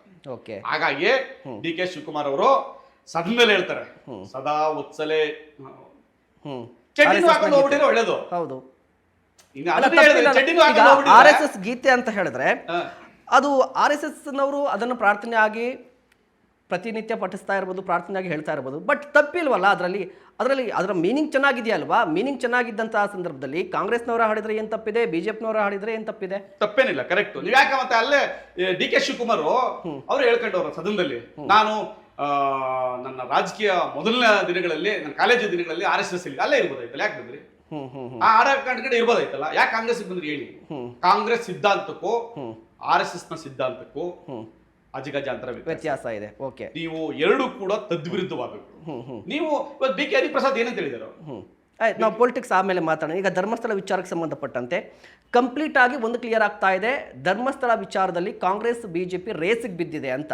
ಅಂದರೆ ಧರ್ಮಾಧಿಕಾರಿಗಳನ್ನ ಉಳಿಸೋದಕ್ಕೆ ರೇಸಿಗೆ ಬಿದ್ದಿದ್ದಾರೆ ಕಾಂಗ್ರೆಸ್ ಬಿಜೆಪಿ ಅವರು. ಸತ್ಯ ಹೊರಗಡೆ ಬರಲೇಬೇಕು. SIT ತನಿಖೆ ಆಗಿದೆ. SIT ನ ಮಿಸ್ಯೂಸ್ ಮಾಡ್ಕೊಳ್ದೆ, ಅದ್ರ ಮೇಲೆ ಪ್ರಭಾವವನ್ನ ಬೀರದೆ ತನಿಖೆ ಮಾಡಕ್ ಬಿಟ್ರೆ ಸತ್ಯ ಜನತೆಗೆ ಗೊತ್ತಾಗುತ್ತೆ. ನೀವು ಅದನ್ನ ಎಲ್ಲೋ ಒಂದ್ ಕಡೆ ಮಿಸ್ಯೂಸ್ ಮಾಡ್ಕೊಳ್ತಾ ಇರ್ತಕ್ಕಂತ ಹಂತಗಳು ಕಾಣಿಸ್ತಾ ಇದಾವೆ. SIT ಯನ್ನ ಮಿಸ್ಯೂಸ್ ಮಾಡ್ಕೊಳ್ತಾ ಇರ್ತಕ್ಕಂತ ಕಾಣಿಸ್ತಾ ಇದೆ. ಅದಕ್ಕೆ ಪೂರಕವಾಗಿ ನೀವು BL ಸಂತೋಷ್ ಅವರ ಮತ್ತು ಡಿ ಕೆ ಶಿವಕುಮಾರ್ ಅವರ, ಪರಮೇಶ್ವರ್ ಅವರ ಮತ್ತು ಮಾನ್ಯ ಇನ್ಚಾರ್ಜ್ ಮಿನಿಸ್ಟರ್ ಆದಂತಹ ಲಕ್ಷ್ಮಿ ಹೆಬ್ಬಾಳ್ಕರ್ ರವರ ಎಲ್ಲ ಸ್ಟೇಟ್ಮೆಂಟ್ ಗಳ ನೋಡಿದ್ರೆ ಏನ್ ಷಡ್ಯಂತ್ರನೂ ಒಂದು SIT ಮಾಡಿ, ಆ ಷಡ್ಯಂತ್ರ ಏನಾಗಿದೆ, ಷಡ್ಯಂತ್ರ ಬಂದಿದೆ ಅಂತ ಅದನ್ನೂ ಒಂದು ಇನ್ವೆಸ್ಟಿಗೇಷನ್ ಮಾಡಿ. ಅಲ್ರಿ, ಒಂದ್ ಮಾತು ಕೇಳೋಣ, ನಮ್ಮ ಪ್ರಧಾನಮಂತ್ರಿಗಳು ಸನ್ಮಾನ್ಯ ನರೇಂದ್ರ ಮೋದಿ ಅವರು ಒಂದು ಸ್ಟೇಟ್ಮೆಂಟ್ ಮಾಡ್ತಾರೆ, ಫಾರಿನ್ ಇಂದ ಯಾವುದೇ ಇಲ್ಲಿಗಲ್ ಆಗಿ ಫಂಡ್ ಬರಲ್ಲ ಭಾರತಕ್ಕೆ, ಯಾವುದೇ ಸಂಘ ಸಂಸ್ಥೆಗೆ ಬರದಾಗೆ ನಾವು ಕ್ರಮ ಕೈಗೊಂಡಿದೀವಿ ಅಂತ ಹೇಳ್ತಾರೆ. ಓಕೆ, ಇಲ್ಲಿಯ ಬಿಜೆಪಿ ನಾಯಕರು ಅವ್ರಿಗೆ ಫಾರಿನ್ ಇಂದ ಹಣ ಬರ್ತಾ ಇದೆ ಅಂತ ಹೇಳ್ತಾರೆ. ಯಾರಿಗೆ? ಹೋರಾಟಗಾರರಿಗೆ ಫಾರಿನ್ ಇಂದ ಹಣ ಬರ್ತಾ ಇದೆ ಅಂತ ಹೇಳ್ತಾರೆ. ಮತ್ತೆ ಯಾವ್ದನ್ನ ಒಪ್ಕೊಳ್ಳೋಣ ನಾವು? ನಿಮ್ಮ ಈ ಬಿಜೆಪಿ ನಾಯಕರನ್ನ ಒಪ್ಕೊಳ್ಳ, ಸೆಂಟ್ರಲ್ ನಾಯಕರನ್ನ ಒಪ್ಕೊಳ್ಳ, ಇಲ್ಲ ಅಂದ್ರೆ ಬಿಜೆಪಿ ನಾಯಕರ ಮೇಲೆ ಕ್ರಮ ಕೈಗೊಳ್ಳಿ. ಗೊತ್ತಾಯಿಲ್ಲ ಅಂದ್ರೆ ನೀವು ಹೇಳ್ತಾ ಇದ್ರಿ ಸೆಂಟ್ರಲ್ ಅವರು, ಇವ್ರ ಮೇಲೆ ಕ್ರಮ ಕೈಗೊಳ್ಳಿ. ಇಲ್ಲ ಅಂದ್ರೆ ನೀವು ಹೇಳ್ತಾ ಇದ್ರಿ ಅವ್ರ ಮೇಲೆ ಕ್ರಮ ಕೈಗೊಳ್ಳಿ. ಓಕೆ, ಎರಡಲ್ಲಿ ಒಂದು ಮಾಡಿ. ಫಾರಿನ್ ಇಂದ ಈ ತರ ಯಾವುದೋ ಅನಧಿಕೃತವಾಗಿ ಹಣ ಬರ್ತಾ ಇಲ್ಲ, ಬರದಾಗ ನಾವು ಕ್ರಮ ಕೈಗೊಂಡಿದೀವಿ ಅಂತ ಹೇಳ್ತಾ ಇದಾರೆ ಸೆಂಟ್ರಲ್ ಗೌರ್ಮೆಂಟ್. ನೀವು ಬರ್ತಾ ಇದೆ ಅಂತ ಹೇಳ್ತಾ ಇದ್ರಿ. ಅದಕ್ಕೊಂದು ಷಡ್ಯಂತ್ರಕ್ಕೊಂದು SIT ಮಾಡಿ ಆಮೇಲೆ ಕ್ರಮ ಕೈಗೊಳ್ಳಿ. ಓಕೆ, ಮತ್ತು ನೀವು ಇನ್ನೊಂದು ಮಾತು ಹೇಳ್ತಾ ಇದ್ರಿ ನೋಡಿ, DK ಶಿವಕುಮಾರ್ ಅವರು ಕೇವಲ ಹಣಕ್ಕಾಗಿ ಮಾತ್ರ ಧರ್ಮಸ್ಥಳದ ಪರವಾಗಿದ್ದಾರೆ ಅಂತ, ವ್ಯಾವಹಾರಿಕವಾಗಿ ವ್ಯಾಪಾರಕ್ಕೋಸ್ಕರ ಮಾತ್ರ. ಖಂಡಿತ ಅವ್ರಿಗೆ ಅವರ ಅಕ್ರಮ ಸಂಪತ್ತನ್ನ ಉಳಿಸಿಕೊಳ್ಬೇಕಾದ್ರೆ ಎಲ್ಲರ ಜೊತೆ ಒಡನಾಟ ಇರಬೇಕು. ಆ ಅಕ್ರಮ ಸಂಪತ್ತಿನ ಮುಂದುವರಿದ ಭಾಗವೇ ಇದು. ಹಾಗಾಗಿ DK ಶಿವಕುಮಾರ್ ಅವರ ಎಲ್ಲ ನಡವಳಿಕೆಗಳು, ಅವರ ತೀರ್ಮಾನಗಳು ಎಲ್ಲವೂ ಒಂದು ಸೈಡ್ ಆಗಿದೆ. ಒಂದ್ ಸೈಡ್ ಆಯ್ತು, ಇದೆಲ್ಲವುಗಳ ನಡುವೆ ಸೌಜನ್ಯ ಪ್ರಕರಣ ಮುಚ್ಚಿ ಹೋಗ್ತಾ ಇದೆಯಾ ಅಂತ, ಅಥವಾ ಹೋರಾಟನೇ ಕಡಿಮೆ ಆಗ್ತಾ ಇದೆ, ಯಾರು ಕೂಡ ಧ್ವನಿ ಎತ್ತಲಿಕ್ಕೆ ಆಗಲ್ಲ ಮುಂದೆ ಒಂದು ದಿನ ಅನ್ನೋ ರೀತಿ ಆಗ್ತಿದೆಯಾ ಅಂತ ಈಗಿನ ಬೆಳವಣಿಗೆ ನೋಡ್ತಾ ಇದ್ರೆ? ಖಂಡಿತ ಇಲ್ಲ. ಆ ವಿಷಯವಾಗಿ ಈಗಾಗಲೇ ಒಂದು ರಿಟ್ ಪಿಟಿಷನ್ ಫೈಲ್ ಆಗಿದೆ ಹೈಕೋರ್ಟ್ ಮುಂದೆ. ನನಗಿರೋ ಮಾಹಿತಿ ಪ್ರಕಾರ ಮುಂದುವರಿದ ಭಾಗವಾಗಿ ಬೇರೆ ಬೇರೆ ಸಂಘ ಸಂಸ್ಥೆಗಳು ಕೂಡ ರೆಪ್ರೆಸೆಂಟೇಷನ್ ಕೊಟ್ಟಿದ್ದಾವೆ. ಇದ್ರ ಬಗ್ಗೆ ಮರು ತನಿಖೆ ಮಾಡಲಿಕ್ಕೆ ನೀವು ಅವಕಾಶ ಮಾಡಿಕೊಡಿ ಅಂತ. ನೋಡಿ, SIT ತನಿಖೆಗೆ ಆದೇಶ ಮಾಡಿದ್ರಲ್ಲ, ಅದರಲ್ಲೂ ಕೂಡ ದೊಡ್ಡ ಷಡ್ಯಂತ್ರ ಇದೆ. ಹೇಗೆ ನೋಡಿ, SIT ತನಿಖೆ ಮಾಡಬೇಕಾದ್ರೆ, ತನಿಖೆಯನ್ನ ಫಾರ್ಮೇಶನ್ ಮಾಡಬೇಕಾದ್ರೆ ಸೌಜನ್ಯ ಪ್ರಕರಣ ಹೊರಗಡೆ ಇಡ್ತಾರೆ. ಅಲ್ಲಿಗೆ ಬರ್ತಿದೆ. ಯಾವ ಕಾರಣಕ್ಕಾಗಿ ಅಥವಾ ಯಾವ ಉದ್ದೇಶದಿಂದ ಸರ್ಕಾರ SIT ರಚನೆ ಮಾಡುತ್ತೆ, ತನಿಖೆ ಮಾಡಬೇಕು ಅಂತ ಹೇಳುತ್ತೆ, ಬಟ್ ಸೌಜನ್ಯ ಪ್ರಕರಣ ಹೊರತುಪಡಿಸಿ ಅಂತ ಹೇಳುತ್ತೆ. ಯಾಕೆ? ಕಾರಣ ನೋಡಿ, SIT ತನಿಖೆ ಅದು ಆಗ್ಲೇಬೇಕು, ಮರು ತನಿಖೆ ಆಗ್ಬೇಕು ಅಂತ ಆದೇಶನೇ ಹೇಳುತ್ತೆ. ಹೌದು, ಆದೇಶನೇ ಹೇಳಿದ್ಮೇಲೆ ಇದನ್ನು ಅದ್ರೊಳಗಡೆ ಹಾಕ್ಬೋದಾಯ್ತು, ನಿಜ, ತನಿಖೆ ಮಾಡ್ಬೋದಾಯ್ತು, ಗೊತ್ತಾಗೋಗೋದು ಎಲ್ರಿಗೂ.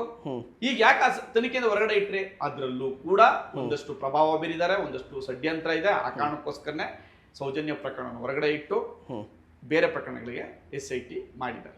ಅದರಲ್ಲೂ ಕೂಡ ಲೋಪ ಆಗಿದೆ. ಸರ್ಕಾರ ಎಲ್ಲೋ ಒಂದ್ ಕಡೆ ಯಾರೋ ಒತ್ತಡಕ್ಕೆ ಮಣಿದಿದೆ. ಬರೀ ನಾನು ಆರಂಭದಿಂದಲೂ ಕೂಡ ನೋಡ್ತಾ ಇದ್ವಿ, ನಾವು ಮಾತಾಡ್ತಾ ಇದ್ವಿ, ಮಾಧ್ಯಮದಲ್ಲೂ ಕೂಡ ಪ್ರಸಾರ ಆಗ್ತಾ ಇದೆ. ಧರ್ಮಸ್ಥಳ ಅಂತ ಹೇಳಿದ್ರೆ ಒತ್ತಡ, ಪ್ರಭಾವ, ಪ್ರಭಾವಿಗಳು ಅಂತ ಪದ ಬರ್ತಾನೆ ಇರುತ್ತೆ, ಕಂಟಿನ್ಯೂಸ್ ಆಗಿ ಬರ್ತಾ ಇರುತ್ತೆ. ಸರ್ಕಾರವನ್ನು ಮೀರಿದಂಥ ಪ್ರಭಾವಿಗಳ, ಎಲ್ಲರನ್ನೂ ಮೀರಿ ಸರ್ಕಾರವನ್ನು ಕಂಟ್ರೋಲ್ ಮಾಡುವಂತಹ ಪ್ರಭಾವಿಗಳ ಇದ್ದಾರೆ. ಯಾಕೆಂದ್ರೆ ನೀವು ನೋಡಿದ್ರಲ್ಲ, ಈ ರಾಜ್ಯದ ಮುಖ್ಯಮಂತ್ರಿ ಆದಿಯಾಗಿ, ವಿರೋಧ ಪಕ್ಷದ ಆದಿಯಾಗಿ ಕಾಲಕ್ಕೆ ಬಿದ್ರಿ ಇನ್ನೇನಂತ ಅರ್ಥ? ಅದು ಭಕ್ತಿ. ಕಾಲಕ್ಕೆ ಬಿದ್ರಿ ಇನ್ನೇನ್ ಅರ್ಥ? ಭಕ್ತಿನೇ ಇರ್ಬೋದು. ಆ ಭಕ್ತಿಯ ಪ್ರಭಾವನೆ ಇಲ್ಲಿ ಬಿದ್ದಿರೋದು, ಭಕ್ತಿಯ ಪ್ರಭಾವ ಇಲ್ಲಿ ಇರ್ತದೆ. ಮತ್ತೆ ಅವರು ಕೇವಲ ಧರ್ಮಾಧಿಕಾರಿಗಳಾಗಿಲ್ಲ, ಈಗ ರಾಜ್ಯಸಭಾ ಸದಸ್ಯರು. ಹೌದು, ರಾಜ್ಯಸಭಾ ಸದಸ್ಯರಾದ್ಮೇಲೆ ಒಂದಷ್ಟು ಇದ್ದೇ ಇರುತ್ತೆ. ಹಾಗಾಗಿ ಅವೆಲ್ಲ ಅವ್ರನ್ನ ಮೀರಿ ಈ ಸರ್ಕಾರಗಳನ್ನ, ಕೇಂದ್ರ ಸರ್ಕಾರವನ್ನ, ರಾಜ್ಯ ಸರ್ಕಾರಗಳನ್ನ ಓಲೈಸಿಕೊಳ್ಳುವ ಎಲ್ಲ ಪ್ರಯತ್ನ ಅವ್ರಿಗಿದೆ. ಆ ಶಕ್ತಿ, ತಾಕತ್ತು ಎಲ್ಲ ಇದೆ ಅವ್ರಿಗೆ. ಮತ್ತೆ ಅಲ್ಲಿ ವೀರೇಂದ್ರ ಹೆಗಡೆಯವರನ್ನ ಆಡಳಿತ ಅಧಿಕಾರಿ ಅಂತ ಹೇಳ್ಬೋದಿತ್ತು, ಧರ್ಮಾಧಿಕಾರಿ ಅಂತ ಯಾಕೆ ಹೇಳ್ಬೋದು? ಅದು ಯಾರು ಕೊಟ್ಟಿದ್ದು ಬಿರುದು? ಅವರೇ ತಗೊಂಡಿರೋದು, ಅವರೇ ಮಾಡ್ಕೊಂಡಿರ್ತಾರೆ, ಅವರೇ ಮಾಡ್ಕೋಬೇಕು. ಅವರೇ ಸೆಲ್ಫ್ ಡಿಕ್ಲೇರ್ಡ್. ಇನ್ಯಾರು ಕೊಡಿ? ಸರ್ಕಾರದಿಂದ ಪಾರಿತೋಷಕ ಕೊಟ್ಟಿದ್ದಾರೆ ಅದಕ್ಕೆ. ಧರ್ಮಕ್ಕೆ ಅಧಿಕಾರಿ ಇರ್ಲಿಕ್ಕೆ ಸಾಧ್ಯನಾ? ಸಾಧ್ಯನಾ ಅದು? ಧರ್ಮಕ್ಕೆ ಅಧಿಕಾರಿ ಮಾಡಕ್ಕಾಗುತ್ತಾ? ಹೇಳಿ, ನೀವೇ ಹೇಳಿ. ಧರ್ಮಕ್ಕೆ ಒಬ್ಬ ಅಧಿಕಾರಿ ಮಾಡಕ್ಕಾಗಿಲ್ಲ? ಇನ್ನೊಂದು ಪ್ರಶ್ನೆ ಬರುತ್ತೆ, ಧರ್ಮಾಧಿಕಾರಿ ಅಂತ ಹೇಳಿದ್ರೆ ಏನು ಜೈನ ಧರ್ಮಕ್ಕೆ ಅಧಿಕಾರಿನ, ಹಿಂದೂ ಧರ್ಮಕ್ಕೆ ಅಧಿಕಾರಿನ? ಒಂದು ಕನ್ಫ್ಯೂಷನ್ ಬರುತ್ತೆ ಅಲ್ವಾ ಇಲ್ಲಿ ಕೂಡ? ನೀವು ಅವರನ್ನೇ ಕೇಳ್ಬೇಕು, ಅವರನ್ನೇ ಉತ್ತರ ಪಡ್ಕೊಳ್ಳಿ. ನಾವಂತೂ ದೇವಸ್ಥಾನ ಮಂಜುನಾಥ ಸ್ವಾಮಿ, ಅಣ್ಣಪ್ಪ ಸ್ವಾಮಿ ಅವ್ರ ಮೇಲೆ ಮಾತ್ರ ನಂಬಿಕೆ ಇದ್ದೀವಿ. ಎಸ್ ವೀಕ್ಷಕರೇ, ಒಂದು ಪ್ರಶ್ನೆ ಕಾಡ್ತಾ ಇದೆ ಪದೇ ಪದೇ, ಸೌಜನ್ಯ ಸಾವಿಗೆ ನ್ಯಾಯ ಸಿಗಲ್ವಾ ಅಂತ ಹೇಳಿ. ಸರ್, ಸೌಜನ್ಯ ಸಾವಿಗೆ ನ್ಯಾಯ ಸಿಗಲ್ವಾ ಅನ್ನುವ ಪ್ರಶ್ನೆ ಪದೇ ಪದೇ ಬರ್ತಾ ಇರುತ್ತೆ. ನಿಜವಾಗ್ಲೂ ನ್ಯಾಯ ಸಿಗಲ್ವಾ? ಖಂಡಿತ ಸಿಗುತ್ತೆ. ಏನು ಜಡ್ಜ್ಮೆಂಟ್ ಕೊಟ್ಟಿದ್ದಾರೆ, ಆ ಜಡ್ಜ್ಮೆಂಟ್ ಅಲ್ಲಿ ಏನನ್ನ ಅಬ್ಸರ್ವೇಷನ್ ಮಾಡಿದ್ದಾರೆ, ಆ ಅಬ್ಸರ್ವೇಷನ್ ನ ಆಧಾರದಡಿಯಲ್ಲಿ ಎಲ್ಲೆಲ್ಲಿ ಪ್ರೊಸೀಜರ್ ಸ್ಲ್ಯಾಪ್ಸ್ ಆಗಿದೆ ಅಂತ ಆ ಜಡ್ಜ್ಮೆಂಟ್ ಅಲ್ಲಿ ಹೇಳಿದ್ದಾರೆ. ಮತ್ತೆ ಯಾವ್ಯಾವ ವಿಟ್ನೆಸ್ ಅನ್ನ ಕೈ ಬಿಟ್ಟಿದ್ದೀರಿ ಅಂತ ಹೇಳಿದ್ದಾರೆ. ಮತ್ತೆ ಎಲ್ಲೆಲ್ಲಿ ಸರಿಯಾಗಿ ಇನ್ವೆಸ್ಟಿಗೇಷನ್ ಆಗಿಲ್ಲ ಅಂತ ಹೇಳ್ತಾರೆ.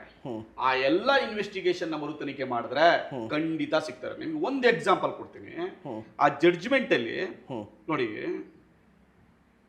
the CBI police have not properly investigated the role of Uday Jain, Malik Jain and Ashrit Jain of Dharmasthal. That is very clearly mentioned the name of the some persons. ನೀವು ಯಾಕೆ ಅವ್ರನ್ನ investigation ಮಾಡಿಲ್ಲ? ಯಾಕೆ ಅವ್ರನ್ನ ನೀವು ಕರೆದು enquiry ಮಾಡಿಲ್ಲ? Judge ಹೇಳ್ತಾ ಇದ್ದಾರೆ, ಜಡ್ಜ್ ಗಮನಕ್ಕೆ ಬಂದಿದೆ ಇದು. ಒಬ್ಬ ಇನ್ವೆಸ್ಟಿಗೇಷನ್ ಆಫೀಸರ್ ಗಮನಕ್ಕೆ ಬಂದಿಲ್ವಾ? ಸಿಬಿಐ ಆಫೀಸರ್ ಗಮನಕ್ಕೆ ಬಂದಿಲ್ವಾ? ಸರ್, ಕಾಮನ್ ಸೆನ್ಸ್ ಪ್ರಶ್ನೆ ಏನು ಅಂತ ಹೇಳಿದ್ರೆ, ವಿಪರ್ಯಾಸ ಸರ್ ಇದು. ಕಾಮನ್ ಸೆನ್ಸ್ ಪ್ರಶ್ನೆ ಏನು ಅಂತ ಹೇಳಿದ್ರೆ, ನನ್ನ ವಿರುದ್ಧ ಯಾರಾದ್ರೂ ಆರೋಪ ಮಾಡಿದ್ರೆ ಅವ್ರೇನಾದರೂ ಪೊಲೀಸ್ ಸ್ಟೇಷನ್ಗೆ ಹೋಗಿ ಕಂಪ್ಲೇಂಟನ್ನು ಫೈಲ್ ಮಾಡಿದ್ರೆ ಪೊಲೀಸರು ನನಗೆ ಕಾಲ್ ಮಾಡ್ತಾರೆ, ನಿನ್ನ ವಿರುದ್ಧ ಈ ರೀತಿ ಆರೋಪ ಬಂದ್ಯಾ, ಏನು ಹೇಳ್ತೀಯಾ ಅಂತ ಹೇಳಿ ಅಟ್ಲೀಸ್ಟ್ ಒಂದು ನೋಟಿಸನ್ನು ಕಳಿಸ್ತಾರೆ. ಇವ್ರಿಗೆ ಹೋಗಿರಲ್ವಾ? ಖಂಡಿತ ಆ ಕೆಲಸನೇ ಮಾಡಿಲ್ಲ ಸರ್. ಇನ್ವೆಸ್ಟಿಗೇಷನ್ ಆಫೀಸರು ಇವ್ರಿಗೆ ನೋಟಿಸು ಕೊಟ್ಟಿಲ್ಲ, ಇವ್ರಿಗೆ ಕರೆದು ಇಲ್ಲ. ಕೊಟ್ಟಿದ್ರೆ ಇನ್ ಕೇಸ್ ಕೊಟ್ಟಿದ್ರೆ ಅವ್ರು ಸ್ಟೇಟ್ಮೆಂಟ್ ಮಾಡ್ಬೇಕು. ಅವ್ರು ಏನಾದ್ರೂ ಸ್ಟೇಟ್ಮೆಂಟ್ ಮಾಡ್ಲಿ, ನಾನು ಇಲ್ಲ, ನಾನು ಹೊರದೇಶದಲ್ಲಿ ಇದ್ದೆ, ಎಲ್ಲಾದ್ರೂ ಇಲ್ಲಿ ಅವ್ರು ಸ್ಟೇಟ್ಮೆಂಟ್ ಮಾಡ್ಬೇಕು ಅಲ್ವಾ? ಆ ಇನ್ವೆಸ್ಟಿಗೇಷನ್ ಮಾಡಿ ಆ ಸ್ಟೇಟ್ಮೆಂಟ್ ಇದ್ರೆ ಆ ಸ್ಟೇಟ್ಮೆಂಟ್ ಪೊಲೀಸ್ ರೆಕಾರ್ಡ್ ಅಲ್ಲಿ ಇರ್ಬೇಕು. ಯಾಕಿಲ್ಲ? ಮತ್ತೆ ಅದನ್ನೇ ತಾನೇ ಇಲ್ಲಿ ಹೇಳ್ತಾ ಇರೋದು. ರೋಲ್ ಏನನ್ನೋದ್ರ ಬಗ್ಗೆ ನೀವು ಇನ್ವೆಸ್ಟಿಗೇಷನ್ ಮಾಡಿಲ್ಲ ಅಂತ. ಇನ್ವೆಸ್ಟಿಗೇಷನ್ ಅಂದ್ರೆ ಏನು? ಕರ್ದೊಂದು ಎಕ್ಸ್ಪ್ಲೇಷನ್ ಕೇಳಿದಾಗ್ತಾನೆ ಅವ್ನು ರೋಲ್ ಗೊತ್ತಾಗೋದು. ನಿಜ. ನೀವು ರೋಲ್ ಅದನ್ನ ಮಾಡ್ಲೇ ಇಲ್ಲ ಅಂತಂದ್ರೆ, ನೀವು ಅವ್ನ ಸ್ಟೇಟ್ಮೆಂಟೇ ಪಡ್ಕೊಂಡಿಲ್ಲ ಅಂದ್ರೆ ನಿಮ್ ಉತ್ತರ ಏನೋ, ನಿಮ್ಮ ಇನ್ವೆಸ್ಟಿಗೇಷನ್ ಏನೋ, ಯಾವ ರೀತಿ? ಅಲ್ರಿ, ಎಂತ ಸಮಾಜದಲ್ಲಿ ನಾವು ಬದುಕ್ತಾ ಇದ್ದೀವಿ. ನೀವು ಧರ್ಮಸ್ಥಳಕ್ಕೆ ಅಪಚಾರ ತರ್ತಾ ಇದೀರಿ, ಹೋರಾಟಗಾರರು ಧರ್ಮಸ್ಥಳಕ್ಕೆ ಕೆಟ್ಟ ಹೆಸರು ತರ್ತಾ ಇದೀರಿ. ಅರೆ, ಒಬ್ರು ರೇಪ್ ಆಗಿದೆ, ಒಬ್ರು ಬ್ರೂಟಲ್ ಮರ್ಡರ್ ಆಗಿದೆ ಅಂದ್ರೆ ಆ ಮರ್ಡರ್ ಆಗಿರ್ತಕ್ಕಂಥವ್ರ ಕಾರಣ ಕೇಳಬಾರ್ದ? ಅಲ್ಲಿರ್ತಕ್ಕಂಥ ಸಾವಿಗೆ ನ್ಯಾಯ ಕೇಳಬಾರ್ದ? ಇದು ಯಾವ ಸಮಾಜ ಇದು? ಧರ್ಮಸ್ಥಳದ ಮೇಲೆ ನಮಗೆ ಧಾರ್ಮಿಕ ನಂಬಿಕೆ, ನಮಗೆ ಪವಿತ್ರ ಸ್ಥಳ ಅಂತ ಹೇಳಿ ನಮಗೆ ಒಂದು ರೀತಿಯಾಗಿ ಪ್ರೀತಿ ಮತ್ತೆ ಭಕ್ತಿ ಜಾಸ್ತಿ ಇದೆ. ಇಂತಹ ಸ್ಥಳದ ಬಗ್ಗೆ ನೀವು ಕೊಲೆಯಾಗಿದೆ, ಅತ್ಯಾಚಾರ ಆಗಿದೆ ಅಂತ ಹೇಳಿದ್ರೆ ನಮ್ಗೆ ನೋವಾಗಲ್ವಾ ಸರ್? ಖಂಡಿತ. ನಾವ್ಯಾರು ದೇವಸ್ಥಾನದ ಬಗ್ಗೆ, ದೇವ್ರ ಬಗ್ಗೆ ಮಾತಾಡಿಲ್ಲ. ನನಗೆ ಗೊತ್ತಿರೋ ಪ್ರಕಾರ ಯಾವ ಹೋರಾಟಗಾರರು ದೇವ್ರ ಬಗ್ಗೆ ಮಾತಾಡಿಲ್ಲ. ನಂಬರ್ 1. ನಂಬರ್ 2, ನಾರಾಯಣ ಮತ್ತು ಅವನ ತಂಗಿಯ ಮರ್ಡರ್ ಕೇಸ್ನಲ್ಲಿ FIR ನಲ್ಲಿ ಸ್ಥಳ ಹೆಸರು Dharmasthala, place of death Dharmasthala ಅಂತ ಹೆಸರು ಬರ್ದಿದೆ. Sowjanya rape and murder case, ಅಲ್ಲೂ ಕೂಡ ಸ್ಥಳ ಧರ್ಮಸ್ಥಳ ಅಂತಾನೆ ಬರ್ದಿದೆ. ಇನ್ಯಾವ ಹೆಸರು ಹೇಳೋಣ? FIR ಅಲ್ಲಿ ನಮೂದಾಗಿರೋದು ಸ್ವಾಮಿ ಅದು. FIR ಅಲ್ಲಿ ಧರ್ಮಸ್ಥಳ ಅಂತ ಆಗಿದೆ, ಜಡ್ಜ್ಮೆಂಟ್ ಅಲ್ಲಿ ಧರ್ಮಸ್ಥಳ ಅಂತ ಬರ್ದಿದ್ದಾರೆ. ಈ ಉದಯ್ ಜೈನ್, ಮಲ್ಲಿಕ್ ಜೈನ್ ಮತ್ತೆ ಇನ್ನೊಬ್ರು ಇದಾರಲ್ಲ, ಅವರು ಕೂಡ ಧರ್ಮಸ್ಥಳದವರೇ ಅಂತಾನೆ ಬರೀತಾರೆ. ಅವರ ರೋಲ್ ಬಗ್ಗೆ ಬರೀರಿ, ಧರ್ಮಸ್ಥಳದವರು ಅಂತಾನೆ ಬರೀತಾರೆ. ಮತ್ತೆ ಇನ್ಯಾವ ಹೆಸರು ಹೇಳೋಣ? ಬಾಂಬೆ ಹೆಸರು ಹೇಳೋಣ? ಡೆಲ್ಲಿ ಹೆಸರು ಹೇಳೋಣ? ಅದು ಬೆಂಗಳೂರು ಹೆಸರು ಹೇಳ? ನಿಜ. ಆಗಿರ್ತಕ್ಕಂಥ ಸ್ಥಳದ ಹೆಸರು ಹೇಳ್ತಾ ಇದೀವಿ. ತಪ್ಪೇನಿದೆ? ದೇವಸ್ಥಾನಕ್ಕೂ ಸ್ಥಳಕ್ಕೂ ಯಾವ ಸಂಬಂಧ? ದೇವ್ರ ಮೇಲೆ ನಂಬಿಕೆ ಇಟ್ಟಿರ್ತಕ್ಕಂಥವ್ರು ನಾವೆಲ್ಲ ದೇವ್ರು ನಂಬ್ತೀವಿ. ಈ ಕ್ರೈಮ್ ನ ನಾವು ದೇವ್ರಿಗ ಇದ್ ಮಾಡಕ್ಕಾಗತ್ತಾ? ದೇವ್ರು ಈ ಕ್ರೈಮ್ ಮಾಡಿ ಅಂತ ಹೇಳ್ತದ? ಅಥವಾ ಈ ತರ ಕೊಲೆ ಮಾಡಿರೋರ, ರೇಪ್ ಮಾಡಿರೋರ ಶಿಕ್ಷಿಸಬಾರ್ದು ಅಂತ ಹೇಳ್ತದ ದೇವ್ರು? ಶಿಕ್ಷಿಸಬಾರ್ದು ಅಂತ ಹೇಳುತ್ತಾ? ಖಂಡಿತ. ಪಾಪಗಳನ್ನ ಮಾಡಿದವ್ರಿಗೆ, ಅನ್ಯಾಯಗಳನ್ನ ಮಾಡಿದವ್ರೆ, ದುಷ್ಕೃತಿಗಳನ್ನ ಮಾಡಿದವ್ರಿಗೆ, ರೇಪ್ ಮಾಡಿದವ್ರಿಗೆ, ಮರ್ಡರ್ ಮಾಡಿದವ್ರಿಗೆ ಶಿಕ್ಷೆ ಆಗಲೇಬೇಕು. ಹಾಗೇ ಆಗುತ್ತೆ. ತಡವಾಗ್ಬೋದು, ಬಟ್ ಹಾಗೆ ಆಗುತ್ತೆ. ಓಕೆ. ಇನ್ನೊಂದು ಏನಂತ ಹೇಳಿದ್ರೆ, ನೀವು ಆಗಿಂದ ಒಂದಿಷ್ಟು ಕೇಸ್ಗಳ ಬಗ್ಗೆ ಪ್ರಸ್ತಾಪ ಮಾಡ್ತಾ ಇದ್ದೀರಾ. ಈಗ ಸೌಜನ್ಯ ಪ್ರಕರಣವನ್ನು ನೀವು ಓದ್ತಾ ಇದ್ರಿ, ತೀರ್ಪಿನ ಬಗ್ಗೆ ಹೇಳ್ತಾ ಇದ್ರಿ. ಅದೆಲ್ಲವೂ ಕೂಡ ಒಂದು ಸೈಡ್ ಆಗಿದೆ ಅಂತ ಕ್ಲಿಯರಾಗಿ ಗೊತ್ತಾಯಿತು ನೀವು ತೀರ್ಪಲ್ಲಿ ಉಲ್ಲೇಖ ಮಾಡುವಾಗ. ಈಗ ನಡೀತಾ ಇರುವಂಥ SIT ತನಿಖೆಯೂ ಕೂಡ ಒಂದು ಸೈಡು. ಅದು ಈ ಕ್ಷಣದವರೆಗೆ ಅನ್ಸಿಲ್ಲ, ಬಟ್ ಇವಾಗ ಎಲ್ಲೋ ಒಂದ್ ಕಡೆ ಅದ್ರ ಮೇಲೆ ಒತ್ತಡ ಬೀರ್ತಾ ಇದೆ ಅಂತ ಅನಿಸ್ತಾ ಇದೆ. ಬಿಕಾಸ್ ಕಾರಣ ಏನಪ್ಪಾ ಅಂದ್ರೆ, ರಾಜಕೀಯ ನಾಯಕರ ಸ್ಟೇಟ್ಮೆಂಟ್ಗಳ ಆಧಾರದ ಮೇಲೆ ಅದ್ರ ಮೇಲೆ ದೊಡ್ಡ ಮಟ್ಟದ ಒತ್ತಡ ಬಿದ್ದಿರುವ ಸಾಧ್ಯತೆಗಳಿದೆ. ಯಾಕೆಂದ್ರೆ ಅವರು ಅಧಿಕಾರದಲ್ಲಿದ್ದಾರೆ, ಪವರ್ ಅಲ್ಲಿ ಇದ್ದಾರೆ. ಹಾಗಾಗಿ ಆ ಒತ್ತಡ ಬಿದ್ದಿರುವ ಸಾಧ್ಯತೆಗಳಿದಾವೆ. ಹೇಗೆ ಸೌಜನ್ಯ ಪ್ರಕರಣದಲ್ಲಿ ಒತ್ತಡ ಬಿದ್ದಿಯೋ ಅದೇ ರೀತಿಯ ಒತ್ತಡ ಇಲ್ಲೂ ಬೀಳುವ ಸಾಧ್ಯತೆಗಳಿವೆ. ಬಟ್ ನೋಡಿ, ಈಗ ಸೌಜನ್ಯ ಪ್ರಕರಣ ಹೊರತುಪಡಿಸಿ ಈಗ ಉತ್ಖನನ ನಡೆಯಿತು ಬುರುಡೆ ಕೇಸ್ಗೆ ಸಂಬಂಧಪಟ್ಟಂತೆ. ಬಟ್ ಏನು ಸಿಗಲೇ ಇಲ್ವಲ್ಲ? ಮತ್ತೇನು ಮತ್ತೆ ನೀವು ಧರ್ಮಸ್ಥಳದಲ್ಲಿ ಹೂತು ಹಾಕಿದ್ದಾರೆ, ಏನು ಸಿಗ್ತಾನೆ ಇಲ್ಲ ಒಂದು ಕಡೆ. ಮತ್ತೆ ನೀವು ನೋಡ್ತಾ ಇದ್ರೆ ಅಲ್ಲಿ ಹೂತಿದ್ದಾರೆ, ಸಾವಿರಾರು ಹೆಣ ಅಂತ ಹೇಳ್ತೀರಿ. ನೋಡಿ, ಕಳೆದ 12-13 ವರ್ಷಗಳಿಂದ ಹೋರಾಟ ನಡೀತಿರ್ತಕ್ಕಂಥ ಸೌಜನ್ಯ ಪ್ರಕರಣಕ್ಕೆ, ನಾರಾಯಣನ್ ಮತ್ತು ಅವನ ತಂಗಿಯ ಪ್ರಕರಣಕ್ಕೆ, ವೇದವಲ್ಲಿ ಪ್ರಕರಣಕ್ಕೆ, ಪದ್ಮಲತಾ ಪ್ರಕರಣಕ್ಕೆ ಹೊರತು ಈ ಬುರುಡೆ ಕೇಸ್ಗೂ ಈ ಕೇಸ್ಗೂ ಸಂಬಂಧ ಇಲ್ಲ. ಅದು ನಿಜ. ಈ ಹೋರಾಟ ನಡೀತಾ ಇರುವ ಸಮಯದಲ್ಲಿ ಈ ವ್ಯಕ್ತಿ ಬಂದು ನಾನೇನೋ ತೋರಿಸ್ತೀನಿ, ನಾನೇನೋ ಊಟ ಹಾಕಿದೀನಿ, ನನಗೆ ಗೊತ್ತು ಅಂತ ಬಂದಿದ್ದಾರೆ. ಅವ್ರು ಕೋರ್ಟ್ ಮುಂದೆ ಹೋಗಿದ್ದಾರೆ, ಕೋರ್ಟ್ ಮುಂದೆ ಸ್ಟೇಟ್ಮೆಂಟ್ ದಾಖಲು ಮಾಡಿದ್ದಾರೆ. ಅದ್ರ ಮೇಲೆ FIR ಆಗಿದೆ, FIR ಮೇಲೆ ಇನ್ವೆಸ್ಟಿಗೇಷನ್ ನಡೆದಿದೆ. ಅದಕ್ಕೆ ಸಂಬಂಧಪಟ್ಟ ವಿಚಾರ. ನಾವು ಕೇಳ್ತಿರ್ತಕ್ಕಂಥ ಜೀವಂತವಾಗಿ ಆಗಿರ್ತಕ್ಕಂಥ ಇನ್ಸಿಡೆಂಟ್ಗಳು FIR ಆಗಿರ್ತಕ್ಕಂಥದ್ದು. ನಾವು ಈ ಇಷ್ಟು ಪ್ರಕರಣಗಳು ನಿಮ್ ಮುಂದೆ ಇದಾವಲ್ಲ, FIR ಆಗಿದಾವಲ್ಲ, ಇನ್ವೆಸ್ಟಿಗೇಷನ್ ಆಗಿದಾವಲ್ಲ, ಇನ್ವೆಸ್ಟಿಗೇಷನ್ ಮಿಸ್ಲೀಡ್ ಮಾಡಿದಿರಲ್ಲ, ಇದ್ರಲ್ಲಿ ಯಾವ್ದು ಸಾಕ್ಷಿಗಳು ಸಿಕ್ಕಿಲ್ವಲ್ಲ, ಇದಕ್ಕೆ ಈ ಆರೋಪಿಗಳಿಗೆ ಪನಿಷ್ಮೆಂಟ್ ಆಗಿಲ್ವಲ್ಲ, ಅದ್ರ ಬಗ್ಗೆ ಕೇಳಬಾರ್ದು. ಈಗ ಸೌಜನ್ಯ ಪ್ರಕರಣದಲ್ಲಿ ಹೋರಾಟಗಾರರು ಅಂತ ಹೇಳಿದ್ರೆ ಮಹೇಶ್ ಶೆಟ್ಟಿ ತಿಮ್ಮರೋಡಿ, ಗಿರೀಶ್ ಮಟ್ಟಣ್ಣನವರು, ಇತ್ತೀಚೆಗೆ ಸಮೀರ್ ಅಲ್ವಾ, ಇವರೆಲ್ಲರೂ ಕೂಡ ಆ ಬುರುಡೆ ಮ್ಯಾನ್ ಅಥವಾ ಆ ಮಾಸ್ಕ್ ಮ್ಯಾನ್ ಪರವಾಗಿ ನಿಂತಿದ್ರು, ಆತನಿಗೆ ಆಶ್ರಯವನ್ನು ಕೊಟ್ಟಿದ್ರು. ಒಂದು ಕಡೆ ಏಕಾಏಕಿಯಾಗಿ ಒಬ್ಬ ವ್ಯಕ್ತಿ ಬರ್ತಾನೆ ತಮಿಳುನಾಡಿಂದ ಅಂತ ಹೇಳಿದ್ರೆ ಆತನಿಗೆ ವಕೀಲರನ್ನು ಅರೇಂಜ್ ಮಾಡೋದು ಕೂಡ ಯಾರು ಮಾಡಿರ್ತಾರೆ? ಆತನೇ ಮಾಡ್ಕೊಂಡಿರ್ತಾನೆ. ಅದು ಸಾಧ್ಯನಾ? ಸುಪ್ರೀಂ ಕೋರ್ಟ್ ವಕೀಲರನ್ನು ಮಾಡಲಿಕ್ಕೆ ಸಾಧ್ಯನಾ? ಇದೊಂದು ಪ್ರಶ್ನೆ ಬರುತ್ತೆ. ಅದಾದ ನಂತರ ಆ ವ್ಯಕ್ತಿ ಬಂದ ನಂತರ ಆತನಿಗೆ ಭೀಮಾ ಅಂತ ಹೆಸರನ್ನು ಕೊಡೋದು ಸಮೀರ್ ಕೊಡ್ತಾನೆ.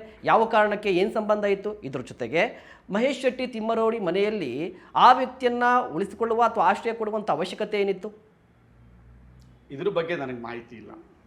ಆಶ್ರಯ ಕೊಟ್ಟಿದಾರಾ, ಆಶ್ರಯ ಕೊಟ್ಟಿಲ್ವಾ? ಇವತ್ತು ಸರ್ಚ್ ವಾರೆಂಟ್ ಅನ್ನ ಪಡೆದುಕೊಂಡು ಮಹೇಶ್ ಶೆಟ್ಟಿ ತಿಮ್ಮರೋಡಿ ಅವರ ನಿವಾಸಕ್ಕೆ ಹೋಗಿದ್ದಾರೆ. ಒಂದು ಇನ್ವೆಸ್ಟಿಗೇಷನ್ ಮಾಡ್ತಾ ಇರ್ಬೇಕಾದ್ರೆ ಇನ್ವೆಸ್ಟಿಗೇಷನ್ ಆಫೀಸರ್ಸ್ಗೆ ಯಾವ ಕಾರಣಕ್ಕೋಸ್ಕರ ಸರ್ಚ್ ವಾರೆಂಟ್ ತರಬೇಕು, ಯಾವ ರೀತಿ ಇನ್ವೆಸ್ಟಿಗೇಷನ್ ಮಾಡಬೇಕು, ಏನೇನು ರಿಕವರಿ ಮಾಡ್ಕೋಬೇಕು, ಅದೆಲ್ಲವೂ ಕೂಡ ಅವ್ರಿಗೆ ಬಿಟ್ಟಿದ್ದು. ನಾನು ಆ ಕಾರಣಕ್ಕೋಸ್ಕರ ಮೊದಲೇ ಹೇಳಿದೆ, ಇನ್ವೆಸ್ಟಿಗೇಷನ್ ಫೇರ್ ಇನ್ವೆಸ್ಟಿಗೇಷನ್ ಆದ್ರೆ ಸತ್ಯ ಹೊರ ಬರುತ್ತೆ. ಆ ರೀತಿ ಅವ್ರು ಯಾವುದೇ ಷಡ್ಯಂತ್ರ ಇರಲಿ, ಆ ತಿಮ್ಮರೋಡಿ ಅವರು ಷಡ್ಯಂತ್ರ ಮಾಡಿದ್ರು ಬೆಳಕಿಗೆ ಬರುತ್ತೆ, ಷಡ್ಯಂತ್ರ ಮಾಡಿಲ್ಲ ಅಂದ್ರೂ ಬೆಳಕಿಗೆ ಬರುತ್ತೆ, ಸತ್ಯ ಇದ್ರೂ ಹೊರಗಡೆ ಬರುತ್ತೆ, ಸತ್ಯ ಹೊರಗಡೆ ಬರುತ್ತೆ ಅಷ್ಟೇ. SIT ರಿಪೋರ್ಟ್ ನಾವೆಲ್ಲ ವೆಯ್ಟ್ ಮಾಡೋಣ, ವೆಯ್ಟ್ ಅಂಡ್ ಸಿ. ಅಲ್ಲಿವರೆಗೂ ನಾವೇ ದಾವಂತಿ ಬಿದ್ದೇನು, ನಾವೇನೇ ಪ್ರೀ ಟ್ರಯಲ್ ಮಾಡೋದು ಬೇಡ, ನಾವೇ ಚಾರ್ಜ್ ಶೀಟ್ ಹಾಕೋದು ಬೇಡ, ನಾವೇ ಜಡ್ಜ್ಮೆಂಟ್. ಹೌದು, ಈಗ ಮೀಡಿಯಾ ಟ್ರಯಲ್ ಬೇಡ ಅಂತ ನೀವು ಕೂಡ ಹೇಳ್ತಾ ಇದ್ರಿ. ಆಯಿತು, ಈಗ ಸಾರ್ವಜನಿಕ ವಲಯದಲ್ಲಿ ಒಂದು ಚರ್ಚೆ ಇದೆ ಸರ್. ಸಾರ್ವಜನಿಕರು ಏನು ಮಾತನಾಡ್ತಾ ಇದ್ದಾರೆ ಅಂತ ಹೇಳಿದ್ರೆ, ನೋಡಿ ಯಾವನೋ ಒಬ್ಬ ಬಂದ ಅಲ್ಲಿ ನಾನು ಹೆಣ ಹೂತಾಕಿದ್ದೀನಿ ಅಂತ ತಕ್ಷಣ SIT ರಚನೆ ಆಗ್ಬಿಡ್ತು. ಅಲ್ಲಿ ಹೋಗಿ ಉತ್ಖನನ ಮಾಡಿದ್ರೆ ಏನೂ ಸಿಗಲಿಲ್ಲ. ಹಾಗಾದರೆ ಇವ್ರಿಗೆ ಸಪೋರ್ಟ್ ಮಾಡ್ತಾ ಇದ್ರಲ್ವಾ ಮಹೇಶ್ ಶೆಟ್ಟಿ ತಿಮ್ಮರೋಡಿ, ಗಿರೀಶ್ ಮಟ್ಟಣ್ಣನವರು, ಇವ್ರಿಗೆ ಸಪೋರ್ಟ್ ಮಾಡಿದ್ರಲ್ಲ, ಈ ಮಾಸ್ಕ್ ಮ್ಯಾನ್ಗೆ ಸಪೋರ್ಟ್ ಮಾಡಿದ್ರಲ್ವಾ? ಹಾಗಾದರೆ ಅವ್ರ ಉದ್ದೇಶ ಏನಾಗಿತ್ತು? ಈಗ ಒಂದು ಪ್ರಶ್ನೆ ಇದೆ ನನಗೆ, ನೀವು ಕೇಳಿದ ಪ್ರಶ್ನೆ, ಇನ್ನೊಂದು ಪ್ರಶ್ನೆ ಉತ್ತರ ನಿಮ್ಮಿಂದ ಬರಬೇಕು. ಕರೆಕ್ಟ್. ಈ ಭೀಮಾ ಬಂದ, ನಾನು ಅಲ್ಲಿ ಊತ ಹಾಕಿದ್ದೀನಿ ಅಂತ ಸ್ಥಳ ತೋರಿಸ್ತೀನಲ್ಲ, ಪ್ಲೇಸ್ ಅನ್ನು ಐಡೆಂಟಿಫೈ ಮಾಡಿದ್ನಲ್ಲ, ಅದು 3 ಐಡೆಂಟಿಫೈ ಮಾಡಿದಾಗ ಈ ಪಂಚಾಯತಿಯವರು ಒಂದು ಸ್ಟೇಟ್ಮೆಂಟ್ ಮಾಡಿದ್ರು, ಪ್ರೆಸ್ ಮೀಟ್ ಕರೆದ್ರು, ಅವರೇ ಮೀಡಿಯಾಗ ಅಡ್ರೆಸ್ ಮಾಡಿದ್ದಾರೆ, ದಯಮಾಡಿ ಅದನ್ನ ತಗೊಳ್ಳಿ. ಅವನೇನು ತೋರಿಸೋದು ನಾವೇ ಊತ ಹಾಕಿದೀವಿ ಇಲ್ಲಿ ಅಂತ ಹೇಳಿದ್ರು. ಮತ್ತೆ ಅವೆಲ್ಗೋದೋ ಬಾಡಿ ಅದು ಸಿಕ್ಕಿಲ್ಲ. ಇರಿ, ಅವ್ರು ತಾಕಿದಾವ ಎಲ್ಗೋದು, ಅವ್ರನ್ನ ಕರ್ಸಿ. ಈಗ ಅವ್ರು ತಾಕಿದೀವಿ ಅಂತ ಹೇಳಿದ್ರು, ನಿಜ, ಅವರೇ ಹೇಳವ್ರೆ, ನಾವೇನ್ ಹೇಳಿಲ್ಲ. ಮತ್ತೆ ನಾವೇ ನೂರಾರು, ಯಾಕಂದ್ರೆ 2005 2006ಕ್ಕಿಂತ ಮೊದ್ಲೇ ಸ್ಮಶಾನ ಇರ್ಲಿಲ್ಲ, ಅದಕ್ಕೂ ಮೊದ್ಲು ಬಂದಂತ ಹೆಣಗಳೆಲ್ಲ ನಾವು ಅಲ್ಲೇ ಊಟಿದೀವಿ, ನಾವೇ 100 ಹೆಣಗಳಲ್ಲಿ ಊತಿದೀವಿ ಅಂತ ಅವ್ರು ಹೇಳಿದ್ರು. ಆ 100 ಯಾಕೆ ಸಿಕ್ಕಿಲ್ಲ ಅವ್ರದ್ದು? ಎಲ್ಲೋಯ್ತು ಅವ್ರದ್ದು? ಬಟ್ ಅದು ಬಿಡ್ಬಿಡಿ, ಅದಕ್ಕೆ ಉತ್ತರ ಬಿಡಿ. ಈಗ ಅವ್ರು ಕರೀರಿ, ಊತ ಹಾಕಿದ್ರು ಅಂದ್ರೆ, ಊತ ಹಾಕಿದ್ರೆ ನೀವು ಊತ ಹಾಕಿದ್ರು ತಪ್ಪೆ, ಹೆಂಗ್ ಊತ ಹಾಕಿದ್ರಿ, ಅದು ಫಾರೆಸ್ಟ್ ಜಾಗ, ಯಾವ ಆಧಾರದಲ್ಲಿ ಊತ ಹಾಕಿದ್ರಿ, ನೀವು ಊತ ಹಾಕಿರೋ ಎಲ್ಲೋಯ್ತು, ಇವರೇ ಎತ್ತಿಸ್ಬಿಟ್ರ, ಯಾರು ಎತ್ತಿಸಿದ್ರು ಕೇಳಿ, ಅವ್ರು ಎನ್ಕ್ವೈರಿ ಮಾಡ್ಬೇಕಲ್ಲ. ಹಂಗಾರೆ ನೀವು ಅವ್ರು ಹೇಳಿದ್ರಲ್ಲ, ಪ್ರೆಸ್ ಮೀಟ್ ಮಾಡಿ ಹೇಳಿರ್ತಾರೆ, ಪ್ರೆಸ್ ಮೀಟ್ ಮಾಡಿ ಪ್ರೆಸ್ಗೆ ಮೀಡಿಯಾಗೆ ಹೇಳಿದ್ಮೇಲೆ, is also culprits, is also ಅಕ್ಯೂಲ್ before the media, before the public, please take him to the custody, let them enquiry. ಅವರೆಲ್ಲರೂ ಆ ಪಂಚಾಯತಿಯವ್ರನ್ನ ಇಮಿಡಿಯೇಟ್ ಆಗಿ ಮಾಜಿ ಅಧ್ಯಕ್ಷರನ್ನ, ಹಾಲಿ ಅಧ್ಯಕ್ಷರನ್ನ ಎನ್ಕ್ವೈರಿ ಮಾಡಿ ಜೈಲಿಗೆ ಕಟ್ಟಿಸಿ. ಆಯಿತು, ಅವ್ರು ಹೇಳ್ತಾ ಇದ್ರು, ಈ ನೀವು ಮಾಜಿ ಅಧ್ಯಕ್ಷನ ಬಗ್ಗೆ ಮಾತಾಡ್ತಾ ಇದ್ರು. ಮಾಜಿ ಅಧ್ಯಕ್ಷರು ಮತ್ತೊಂದು ಆರೋಪ ಮಾಡಿದ್ರು, ಈ ಚಿನ್ನಯ್ಯ ಏನು ಬಂದಿದ್ದಾರಲ್ವಾ, ಈತ ಕಳ್ಳ ಅಂತ ಹೇಳ್ತಾ ಇದ್ರು. ಕಳ್ಳ ಅಂತ. ಕರೆಕ್ಟ್, ಕಳ್ಳ ಅಲ್ವಾ? ಕಳ್ಳನಿಗೆ ನೀವು ಧರ್ಮಾನೇ ನೆಲೆಸಿರ್ತಕ್ಕಂತ ಧರ್ಮಸ್ಥಳದಲ್ಲಿ ಈ ಕಳ್ತನ ಮಾಡ್ತಾ ಇದ್ರಿ, ಯಾಕಪ್ಪ ಕಂಪ್ಲೇಂಟ್ ಕೊಟ್ಟಿಲ್ಲ? ಅಂದ್ರೆ ನೀವು ಏನ್ ಮಾಡ್ತಾ ಇದ್ರಪ್ಪ? ಕತ್ತೆ ಕಾಯ್ತಿದ್ರಾ? ಕತ್ತೆ ಕಾಯ್ತಿದ್ರ ಅಂತ ನಾನು ಕೇಳ್ತಾ ಇರೋದು. ಯಾಕೆ ಕಂಪ್ಲೇಂಟ್ ರಿಜಿಸ್ಟರ್ ಮಾಡಿಲ್ಲ? ಅವ್ನಿಗೊಂದು ಕುಟುಂಬ ಅಂತ ನಾವು ಬಿಟ್ಬಿಟ್ಟು ಯಾಕೆ FIR ಮಾಡಿಲ್ಲ? ಅದೆಲ್ಲ ಬೇಡದರ ಪ್ರಶ್ನೆ. ಕಾನೂನು ರೀತಿಯಲ್ಲಿ ನೀವು ಮಾತಾಡ್ತಾ ಇದ್ರಿ ಅಂದ್ರೆ, ಕಳ್ತನ ಮಾಡೋದಂದ್ರೆ ಇಟ್ ಇಸ್ ಅನ್ ಅಫೆನ್ಸ್. ಹೌದು, ಧರ್ಮ ನೆಲೆಸಿರ್ತಕ್ಕಂಥ ಕ್ಷೇತ್ರದಲ್ಲಿ ಈ ತರ ಒಬ್ಬ ಕಳ್ತನ ಮಾಡ್ತಾನೆ ಅಂದ್ರೆ, your responsibility, you are the part of the Dharmasthala, you should be filed a complaint against him, take a legal action. But ಏನೋ ಆಕ್ಷನ್ ತಗೊಳ್ಳದ. ಇವತ್ತು ಅವ್ನ ಕಳ್ಳ, ಅವನೇನೋ ಬೇರೆ ಜಾತಿಗೆ ಸೇರ್ಕೊಂಡವನ, ಅವನೇನೋ ಕನ್ವರ್ಟ್ ಆಗೋವನ. ಯಾರಿಗೆ ಹೇಳ್ತಾ ಇದ್ರಿ ಬುರುಡೆ ಕತೆನ? ಮತ್ತೊಂದು ಕ್ಲಿಯರ್ ಆಗಿ ಒಂದು ಸೌಜನ್ಯ ಪ್ರಕರಣಕ್ಕೆ ಸಂಬಂಧಪಟ್ಟಂತೆ ಸಾವಿಗೆ ನ್ಯಾಯ ಸಿಗಬೇಕು, ಅದಕ್ಕೆ ಬೇರೆ ಮಾತಿಲ್ಲ. ಬಟ್ ಸೌಜನ್ಯ ಪ್ರಕರಣವನ್ನು, ಸೌಜನ್ಯ ಸಾವನ್ನು ಒಂದಿಷ್ಟು ಮಂದಿ ತಮ್ಮ ಪ್ರಚಾರಕ್ಕೆ ಯೂಸ್ ಮಾಡ್ಕೋತಾ ಇದ್ದಾರೆ. ಈ ಆರೋಪ ನೇರವಾಗಿ ಹೇಳೋದಾದರೆ, ಮಹೇಶ್ ಶೆಟ್ಟಿ ತಿಮ್ಮರೋಡಿ ತನ್ನ ಪ್ರಚಾರಕ್ಕಾಗಿ ಸೌಜನ್ಯ ಸಾವನ್ನು ಬಳಸ್ಕೋತಾ ಇದ್ದಾನೆ, ಈ ಆರೋಪವೂ ಇದೆ. ಅಲ್ಲ, ಯಾವ ಕಾರಣಕ್ಕೋಸ್ಕರ ಪ್ರಚಾರ ಮಾಡ್ಕೋತಾ ಇದ್ದಾರೆ ಅಂತ ನಿಮ್ಮ ಆರೋಪ? ಮಾತು ಕೇಳ್ತಾ ಇರೋದು ಈಗ BJP ನಾಯಕರಾಗಿರ್ಬೋದು, ಮತ್ತು ಒಂದಿಷ್ಟು ನಾಯಕರು ಮಾತಾಡ್ತಾ ಇದ್ದಾರೆ. ಇಡೀ ಪ್ರಕರಣವನ್ನು, ಸೌಜನ್ಯ ಪ್ರಕರಣವನ್ನು ಮಹೇಶ್ ಶೆಟ್ಟಿ ತಿಮ್ಮರೋಡಿ ಒಂದು ರೀತಿಯಾಗಿ ತನ್ನ ಪ್ರಚಾರಕ್ಕಾಗಿ ಯೂಸ್ ಮಾಡ್ಕೋತಾ ಇದ್ದಾನೆ. ಕಾರಣ ಏನಂತ ಹೇಳಿದ್ರೆ, ಈ ಹಿಂದೆ ಬೆಳ್ತಂಗಡಿ ವಿಧಾನಸಭಾ ಕ್ಷೇತ್ರದ ಟಿಕೆಟ್ ಸಿಕ್ಕಿರಲಿಲ್ಲ, ಸೊ ಮುಂದೆ ರಾಜಕೀಯವಾಗಿ ಬೆಳೆಯೋದಕ್ಕೆ ಈ ರೀತಿಯಾಗಿ ಪ್ರಚಾರವನ್ನು ಗಿಟ್ಟಿಸ್ಕೋತಾ ಇದ್ದಾರೆ ಅಂತ ಹೇಳಿ. ಪಬ್ಲಿಸಿಟಿಗೆ ಬಳಸ್ಕೊಂಡಿದ್ರೆ ಖಂಡಿತ ತಪ್ಪು. ಆ ರೀತಿ ಏನಾದರೂ ಒಂದು ಕೊಲೆ ಪ್ರಕರಣವನ್ನ, ಒಂದು ರೇಪ್ ಪ್ರಕರಣವನ್ನ ಪಬ್ಲಿಸಿಟಿಗೆ ಬಳಸ್ಕೊಂಡು ತನ್ನ ವೈಯಕ್ತಿಕ ಲಾಭಕ್ಕೋಸ್ಕರ ಉಪಯೋಗಿಸ್ಕೊಂಡಿದ್ರೆ ಅದರಂತ ಘೋರ ಅಪರಾಧ ಇನ್ನೊಂದಿಲ್ಲ. ಆ ರೀತಿ ಮಾಡಿದ್ರೆ ಅವ್ರಿಗೂ ಶಿಕ್ಷೆ ಆಗ್ಲೇಬೇಕು. ಹೌದು, ನಿಜ. ಮತ್ತೆ ನೋಡಿ, ಜಸ್ಟಿಸ್ ಫಾರ್ ಸೌಜನ್ಯ ಅದು ನ್ಯಾಯ ಸಿಗಲೇಬೇಕಾಗಿರುವಂಥದ್ದು, ಅದ್ರ ಬಗ್ಗೆ ಯಾರೂ ಕೂಡ ತಕರಾರು ಮಾಡೋಂಗಿಲ್ಲ. ಆದರೂ ಕೂಡ ಈ ಮಹೇಶ್ ಶೆಟ್ಟಿ ತಿಮ್ಮರೋಡಿಯನ್ನು ಅರೆಸ್ಟ್ ಮಾಡಿಸೋದ್ರಲ್ಲಿ ಡಿ ಕೆ ಶಿವಕುಮಾರ್ ಅವರ ಪಾತ್ರ ಕೂಡ ಇದೆ.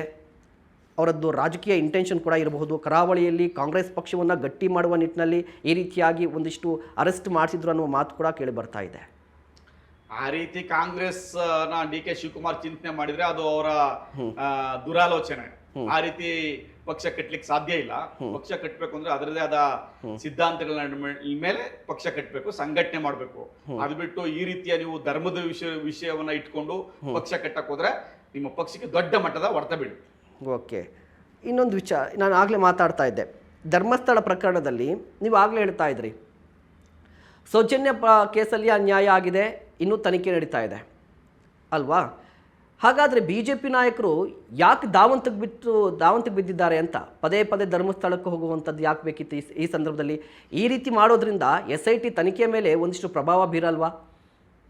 ಖಂಡಿತ ಬೀರುತ್ತೆ. ಆ ಬೀರುವ ಪ್ರಯತ್ನದ ಮುಂದುವರಿದ ಭಾಗವಾಗಿ ಅವ್ರು ಈ ತರ ಹೋಗ್ತಾ ಇರ್ತಕ್ಕಂಥದ್ದು. ಅವ್ರು SIT ನ ಸ್ಟಾಪ್ ಮಾಡ್ಬೇಕು ಅನ್ನೋದೇ ಅವ್ರ ಉದ್ದೇಶ, ನನಗೆ ಗೊತ್ತಿರೋ ಪ್ರಕಾರ. ಸೊ ಹಂಗಾಗಿ ಅವರು ಸಪೋರ್ಟ್ ಮಾಡ್ಲೇಬೇಕು. ಮತ್ತೆ ಅವ್ರ ರಾಜ್ಯಸಭಾ ಸದಸ್ಯರು, ಅವ್ರ ಪಕ್ಷದವರೇ. ಅವ್ರ ಪಕ್ಷ ಈಗ ಏನು ಧರ್ಮಾಧಿಕಾರಿಗಳು ಬರೀ ಧರ್ಮಸ್ಥಳಕ್ಕೆ ಸೀಮಿತ ಅಲ್ಲ, ಪೊಲಿಟಿಕಲ್ ಲೀಡರ್. ಸೊ ಹಂಗಾಗಿ ರಾಜ್ಯಸಭಾ ಸದಸ್ಯರಾದಂತಹ ವೀರೇಂದ್ರ ಹೆಗ್ಗಡೆ ಅವರನ್ನ ಸಪೋರ್ಟ್ ಮಾಡ್ಕೊಂಡು ಹೋಗಿ. ಧರ್ಮಸ್ಥಳದಲ್ಲಿ ಒಂದಿಷ್ಟು ಕೊಲೆಗಳಾಗಿದೆ, ಆ ಕೊಲೆಗಳಿಗೆ ಇನ್ನೂ ನ್ಯಾಯ ಸಿಕ್ಕಿಲ್ಲ. ಇದರ ನಡುವೆ ಸೌಜನ್ಯ ಪ್ರಕರಣದ ನಂತರ ಅತಿ ಹೆಚ್ಚು ಚರ್ಚೆಗೆ ಗ್ರಾಸವಾಗಿದ್ದು ಅನನ್ಯ ಭಟ್ ನಾಪತ್ಯ ಪ್ರಕರಣ. ಬಟ್ ಇದೀ ಅನನ್ಯ ಭಟ್ ನಾಪತ್ಯ ಪ್ರಕರಣವನ್ನು ನೋಡ್ತಾ ಇದ್ದರೆ ಅನನ್ಯ ಭಟ್ ಅನ್ನುವ ಕ್ಯಾರೆಕ್ಟರೇ ಇಲ್ಲ. ಹಾಗಾದರೆ ಯಾಕೆ ಈ ಷಡ್ಯಂತ್ರವನ್ನು ಮಾಡಿಸಿದ್ರು, ಅಥವಾ ಇದೇನಾದರೂ ಷಡ್ಯಂತ್ರನ ಅಂತ ಕೂಡ ಒಂದು ಮಾತಿದೆ. ಸರ್ ನೋಡಿ, ಒಂದು ಕಡೆ ಸರಿ ಇದೆ, ಸೌಜನ್ಯ ಪ್ರಕರಣ ಸರಿ ಇದೆ. ಈಗ ಆ ಬುರುಡೆ ವ್ಯಕ್ತಿ ಬಂದಿದ್ದಾನೆ, ಅದು ಓಕೆ, ಅದು ತನಿಖೆ ನಡೀತಾ ಇದೆ. ಹಾಗಾದರೆ ಸೌಜನ್ಯ ಪ್ರಕರಣದ ನಂತರ ಅತಿ ಹೆಚ್ಚು ಚರ್ಚೆಗೆ ಗ್ರಾಸವಾಗಿದ್ದು ಅನನ್ಯ ಭಟ್ ಪ್ರಕರಣ. ಬಟ್ ಅನನ್ಯ ಭಟ್ ಅನ್ನುವ ಕ್ಯಾರೆಕ್ಟರೇ ಇಲ್ವಂತಲ್ಲ? ಅದು ನಾನು ಮಾಧ್ಯಮಗಳ ಮೂಲಕ ತಿಳ್ಕೊಂಡಿದ್ದು. ನಾವೆಲ್ಲ ಜಸ್ಟಿಸ್ ಫಾರ್ ಸೌಜನ್ಯ ಅನ್ನೋ ಹೋರಾಟದಲ್ಲಿ ಸಪೋರ್ಟ್ ಮಾಡ್ಕೊಂಡು ಬಂದಂಥವ್ರು. ಈ ಮಧ್ಯದಲ್ಲಿ SIT ರಚನೆ ಆಯಿತು. SIT ರಚನೆ ಇನ್ವೆಸ್ಟಿಗೇಷನ್ ನಡೀತಾ ಇರುವ ಸಮಯದಲ್ಲಿ ಇವರು ಒಂದು ಕಂಪ್ಲೇಂಟನ್ನು ದಾಖಲು ಮಾಡಿದ್ದಾರೆ. ಸೊ ಅದ್ರ ಬಗ್ಗೆ ಈಗ ನೀವು SIT ಅವರು ಇನ್ನೂ ಪೂರ್ಣವಾದ ಮಾಹಿತಿಯನ್ನು ಆ ಬಗ್ಗೆ ಕೊಟ್ಟಿಲ್ಲ, ರಿಪೋರ್ಟ್ ಕೊಟ್ಟಿಲ್ಲ. ಆದರೆ ಕೆಲವು ಮಾಧ್ಯಮಗಳು ಅದ್ರ ಬಗ್ಗೆ ಒಂದು ಇವರೇ ಒಂದು ಪ್ರೀ ಟ್ರಯಲ್ ಮಾಡಿ ಆ ಥರದೊಂದು ಇಲ್ಲ ಅನ್ನೋ ಒಂದು ಮಾತನ್ನು ಕೊಟ್ಟಿದ್ದಾರೆ. ಹಾಗಾದರೆ ನೀವು ಅನನ್ಯ ಭಟ್ಟನ್ನ ಬಗ್ಗೆ ಎನ್ಕ್ವೈರಿ ಮಾಡಿದಾಗೆ ಸೌಜನ್ಯದ ಯಾಕೆ ಮಾಡಲಿಲ್ಲ? ನಾರಾಯಣ ಮತ್ತು ಅವನ ತಂಗಿ ಬಗ್ಗೆ ಯಾಕೆ ನೀವು ಮಾಡಲಿಲ್ಲ? ವೇದವಲ್ಲಿ ಬಗ್ಗೆ ನೀವು ಯಾಕೆ ಮಾಡಲಿಲ್ಲ? ಪದ್ಮಲತಾ ಬಗ್ಗೆ ನೀವು ಯಾಕೆ ಮಾಡಿಲ್ಲ? ಅವ್ರದನ್ನು ಮಾಡಿ. ಅವರು ಬದುಕಿದ್ರ ಅಥವಾ ಹುಟ್ಟೇ ಇರಲಿಲ್ವಾ ಅಥವಾ ಧರ್ಮಸ್ಥಳದಲ್ಲಿ ಇರಲೇ ಇಲ್ವಾ ಅವರು? ಅದನ್ನು ಹೇಳಿ. ಅಂದರೆ ನೀವು ಪಿಕ್ ಆ್ಯಂಡ್ ಚೂಸ್ ಮಾಡೋದು ಬೇಡ. ಅಷ್ಟೂ ಪ್ರಕರಣಗಳನ್ನ ಇಟ್ಕೊಳ್ಳಿ. ಅನನ್ಯ ಭಟ್ಟದ್ದು ಇಟ್ಕೊಳ್ಳಿ, ಅನನ್ಯ ಭಟ್ ಇಲ್ಲ ಅಂತಾನೆ ಇಟ್ಕೊಳ್ಳೋಣ. ಈ ಕ್ಷಣಕ್ಕೆ ಇಲ್ಲ, ಒಪ್ಕೋತೀನಿ. ಇವು 6-5 ಪ್ರಕರಣಗಳು ಸತ್ತಿರೋದು ನಿಜ ತಾನೆ? ನಿಜ ನಿಜ. ಅದು ಇಲ್ಲ, ಇದೆಯಾ ಇಲ್ವಾ ಹೇಳ್ಬಿಡಿ, ಅದು ಕೇಳಿ ಮಾಧ್ಯಮಗಳಿಗೆ. ಅದೊಂದು ಇಟ್ಕೊಂಡು ಇಡೀ ಪ್ರಕರಣನೇ ಮುಚ್ಚೋಯ್ತು ಅಂದ್ರೆ ಹೌದಾ? ಹೆಂಗ್ ಸಾಧ್ಯ? ಅದೇ ರೀತಿ ಆಗ್ತಾ ಇದೆಯಾ ಅಂತ? ಆ ರೀತಿ ಮಾಡ್ಲಿಕ್ಕೆ ಷಡ್ಯಂತ್ರ ಇದೆ. ಕೆಲವು ಮಾಧ್ಯಮಗಳು ಸಪೋರ್ಟ್ ಮಾಡಿದ್ದಾರೆ. ಅದರಿಂದ ದೊಡ್ಡ ಮಟ್ಟದ ಒತ್ತಡ ನಡೀತಾ ಇದೆ. ಅದು ಹಾಗಂತ ಹೇಳಿ ಡೈವರ್ಟ್ ಮಾಡ್ಲಿಕ್ಕೆ ಸಾಧ್ಯ ಇಲ್ಲ. ಸತ್ತೋಗಿರೋ ಸೌಜನ್ಯ ದೈವಾತ್ಮವಾಗಿ ಕಾಡ್ತಾ ಇದ್ದಾಳೆ, ಪ್ರೇತಾತ್ಮವಾಗಿ ಕಾಡ್ತಾ ಇದ್ದಾಳೆ. ಅದ್ರ ಬಗ್ಗೆ ಡೌಟೇ ಬೇಡ. ನೀವು DCM DK ಶಿವಕುಮಾರ್ ವಿರುದ್ಧ ಒಂದಿಷ್ಟು ಆರೋಪಗಳನ್ನು ಮಾಡಿದ್ರಿ. ಅವರು ಅಷ್ಟು ಆಸ್ತಿಯನ್ನು ಹೊಂದಿದ್ದಾರೆ, ಇವರು ಅಷ್ಟೆಲ್ಲ ಆಸ್ತಿ ಇದೆ ಅಂತ ಹೇಳಿ. ಏನಾದರೂ ವೈಯಕ್ತಿಕವಾಗಿ ಸೇರಿದೆಯಾ ಅಥವಾ ಒಂದು ದ್ವೇಷ ಇದೆಯಾ ಅಂತ ಹೇಳಿ ನೀವು ಕೂಡ ಒಂದು ಪಕ್ಷದಲ್ಲಿ ಗುರುತಿಸ್ಕೊಂಡಿರೋ ಕಾರಣಕ್ಕಾಗಿ? DK ಶಿವಕುಮಾರ್ ಅವರು ನಮ್ಮದೇ ಜಿಲ್ಲೆಯವರು. ಹೌದು, ನಮಗೂ ಕೂಡ ಒಂದು ಹೆಮ್ಮೆ ಇದೆ ನಮ್ಮ ಜಿಲ್ಲೆಯವರು ಅಂತ. ಆದರೆ ಅವರ ಅಕ್ರಮಗಳಿದಾವಲ್ಲ, ಅದನ್ನು ಯಾವುದೇ ಕಾರಣಕ್ಕೂ ಸಪೋರ್ಟ್ ಮಾಡ್ಲಿಕ್ಕೆ ಸಾಧ್ಯ ಇಲ್ಲ. ಇವತ್ತು 10 ಬೆಟ್ಟಗಳನ್ನು ಕರಗಿಸಿರೋದಿರ್ಬೋದು, ಅಲ್ಲ ಸರ್, ಪ್ರಾಕೃತಿಕ ಸಂಪತ್ತನ್ನು ಲೂಟಿ ಮಾಡಿರೋದಿರ್ಬೋದು. ಪ್ರದೀಪ್ ಸರ್, ಓಕೆ ನೋಡಿ, ಪ್ರತಿ ಬಾರಿ ರಾಜಕಾರಣಿಗಳ ವಿರುದ್ಧ ಆರೋಪಗಳು ಬರೋದು ಸಹಜ. ಈಗ ನೀವು ಕೂಡ ಆರೋಪವನ್ನು ಮಾಡ್ತಿದ್ದೀರೋ ಅಥವಾ ದಾಖಲೆ ಇದೆಯೋ ಅಂತ, ಗಾಳಿಯಲ್ಲಿ ಗುಂಡ ಅಂತ. ಈಗ ಅವರ ವಿರುದ್ಧ ಇಡಿನೇ ತನಿಖೆ ಮಾಡಿದೆ, ತನಿಖೆ ಮಾಡ್ತಾ ಇದೆ, ಸ್ಟಿಲ್ ಪೆಂಡಿಂಗ್ ಇದೆ. ಅಂತ ಪ್ರಕರಣಗಳು ಅದನ್ನ ಒಂದು ದೊಡ್ಡ ಇನ್ವೆಸ್ಟಿಗೇಷನ್ ಏಜೆನ್ಸಿ, ಸರ್ಕಾರದ ಏಜೆನ್ಸಿ ಮಾಡೋಕ್ಕಾಗದಿರೋ ಕೆಲಸ ನಮ್ಮ ಕೈಲಂತೂ ಮಾಡೋಕ್ಕೆ ಸಾಧ್ಯ ಇಲ್ಲ. ಈ ಬಗ್ಗೆ ಅನೇಕ ಹೋರಾಟಗಾರರು, ಸಮಾಜ ಪರಿವರ್ತನಾ ಹೋರಾಟಗಾರರು ಹೋರಾಟ ಮಾಡಿದ್ದಾರೆ, ಒಂದಷ್ಟು ಆಗಿದ್ದಾವೆ. ಅವರು ಹೋರಾಟಕ್ಕೆ ಬಂದಂಥವ್ರು ಅವ್ರ ಮೇಲೆ ದೂರು ಕೊಡಕ್ಕೆ ಬಂದವ್ರನ್ನ ಯಾವ ರೀತಿ ಅವರು ಮ್ಯಾನೇಜ್ ಮಾಡ್ಕೋಬೇಕು ಅಂತ ಗೊತ್ತಿರ್ತಕ್ಕಂತಹ ಎಕ್ಸ್ಪರ್ಟ್ ರಾಜಕಾರಣಿ. ಸೊ ನನ್ನಂಥ ಸಾಮಾನ್ಯ ವ್ಯಕ್ತಿ ಕೈಲಿ ಸಾಧ್ಯ ಇಲ್ಲ ಅಂತ ಅನ್ಕೊಂಡಿದ್ದೀನಿ. ಓಕೆ, ಆಯಿತು. ಮತ್ತೊಂದು ಮಾತಿದೆ, ಸಿದ್ದರಾಮಯ್ಯನವರು ಸಾಮಾಜಿಕ ನ್ಯಾಯದ ಪರವಾಗಿ ಇರೋದು ಅಂತ ಹೇಳ್ತಾರೆ. ಸಿದ್ದರಾಮಯ್ಯನವರು ಕೂಡ ಎಡಪಂಥೀಯರ ಮಾತನ್ನು ಕೇಳಿ SIT ರಚನೆ ಮಾಡಿದ್ರು ಅಂತ. ಎಡಪಂಥೀಯರ ಮಾತು ಕೇಳಿನೇ SIT ರಚನೆ ಆಗಿದೆ. ಇದೇ ಕಾರಣಕ್ಕಾಗಿ ಇದರಲ್ಲಿ ಎಡಪಂಥೀಯರ ಷಡ್ಯಂತ್ರ ಇದೆ. ಕೇರಳ ಸರ್ಕಾರ ಕೂಡ ಇಂಟ್ರೆಸ್ಟ್ ತೋರಿಸ್ತಾ ಇದೆ. ಇದ್ರ ಜೊತೆಗೆ ಸೋಕಾಲ್ಡ್ ಎಡಪಂಥೀಯರು ಬೇರೆ ಬೇರೆ ರಾಜ್ಯಗಳಲ್ಲಿ ಬೇರೆ ಬೇರೆ ಭಾಷೆಯ ಯೂಟ್ಯೂಬ್ ಚಾನಲ್ಗಳಲ್ಲಿ ಧರ್ಮಸ್ಥಳದ ಬಗ್ಗೆ ಕೀಳಾಗಿ ಮಾತನಾಡ್ತಾ ಇದ್ದಾರೆ. ನನಗೆ ಗೊತ್ತಿಲ್ಲ ಆ ಬಗ್ಗೆ, ಕೀಳಾಗಿ ಮಾತಾಡ್ತಾ ಇರೋದ್ರ ಬಗ್ಗೆ ನನಗಂತೂ ಮಾಹಿತಿ ಇಲ್ಲ. ನನಗಂತೂ ಗೊತ್ತಿರೋ ಮಾಹಿತಿ ಪ್ರಕಾರ ಒಂದು ಸ್ಥಳದಲ್ಲಿ ಆಗಿರ್ತಕ್ಕಂಥ ಕ್ರೈಮ್ ಬಗ್ಗೆ ಒಂದಷ್ಟು ಚಾನಲ್ಗಳು ಟೆಲಿಕಾಸ್ಟ್ ಮಾಡಿದ್ದಾವೆ, ಡೌಟೇ ಬೇಡ. ಆದರೆ ನಾವು ಇಲ್ಲಿ ಚಿಂತನೆ ಮಾಡಬೇಕಾಗಿರ್ತಕ್ಕಂಥದ್ದು ಎಡಪಕ್ಷಗಳು ಮಾಡ್ತಾ ಇದ್ದಾರೆ. ಮತ್ತು ಇನ್ನೊಂದು, ಹಾಗಾದರೆ ಕೇರಳದಲ್ಲಿ ಗುರುವಾಯೂರು ಅಂತ ಒಂದು ದೊಡ್ಡ ಟೆಂಪಲ್ ಇದೆ, ದೊಡ್ಡ ಇತಿಹಾಸ ಇದೆ. ಅಲ್ಲಿ ಕಳೆದ 50 ವರ್ಷಗಳಿಂದ, ನನಗೆ ಗೊತ್ತಿರೋಂಗೆ 50 ವರ್ಷಗಳಿಂದ ಕಮ್ಯುನಿಸ್ಟ್ ಪಾರ್ಟಿ ಇದೆ, ತುಂಬ ಸ್ಟ್ರಾಂಗ್ ಆಗಿದೆ ಅಲ್ವಾ? ಏನಾರು ಅಪಚಾರ ಆಗಿದೆಯಾ? ಹಾಗೆ ವೆಸ್ಟ್ ಬೆಂಗಾಲಲ್ಲಿ ಸುಮಾರು ಅಲ್ಲೂ ಕೂಡ 40-50 ವರ್ಷ ಆಮೇಲೆ ಒಂದೇ ಪಕ್ಷದ ಅಂದರೆ ಕಮ್ಯುನಿಸ್ಟ್ ಪಾರ್ಟಿಯ ವ್ಯಕ್ತಿ ಸುದೀರ್ಘವಾಗಿ 25 ವರ್ಷ ಮುಖ್ಯಮಂತ್ರಿಯಾಗಿ ಆ ರಾಜ್ಯವನ್ನು ಆಳ್ವಿಕೆಯನ್ನು ಮಾಡಿದ್ರು. ನಿಮ್ಗೆ ಗೊತ್ತಿದೆ. ಅಲ್ಲಿ ಕಾಳಿ ಟೆಂಪಲ್ಲು ಈಗಲೂ ಫೇಮಸ್ ಆಗಿದೆ, ತುಂಬ ದೊಡ್ಡದಾಗಿ ನಡೆಯುತ್ತೆ. ಹೇಳ್ತೀನಿ, ದೇಶದ ಅತ್ಯಂತ ಶಕ್ತಿ ಪೀಠಗಳಲ್ಲಿ ಅದು ಒಂದು.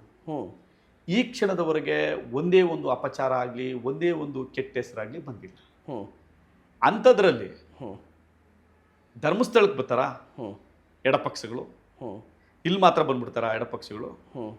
ಹಾಗಾದರೆ ಕಾಶಿ ವಿಶ್ವನಾಥ ದೇವಸ್ಥಾನ ಇಡೀ ದೇಶದಲ್ಲಿ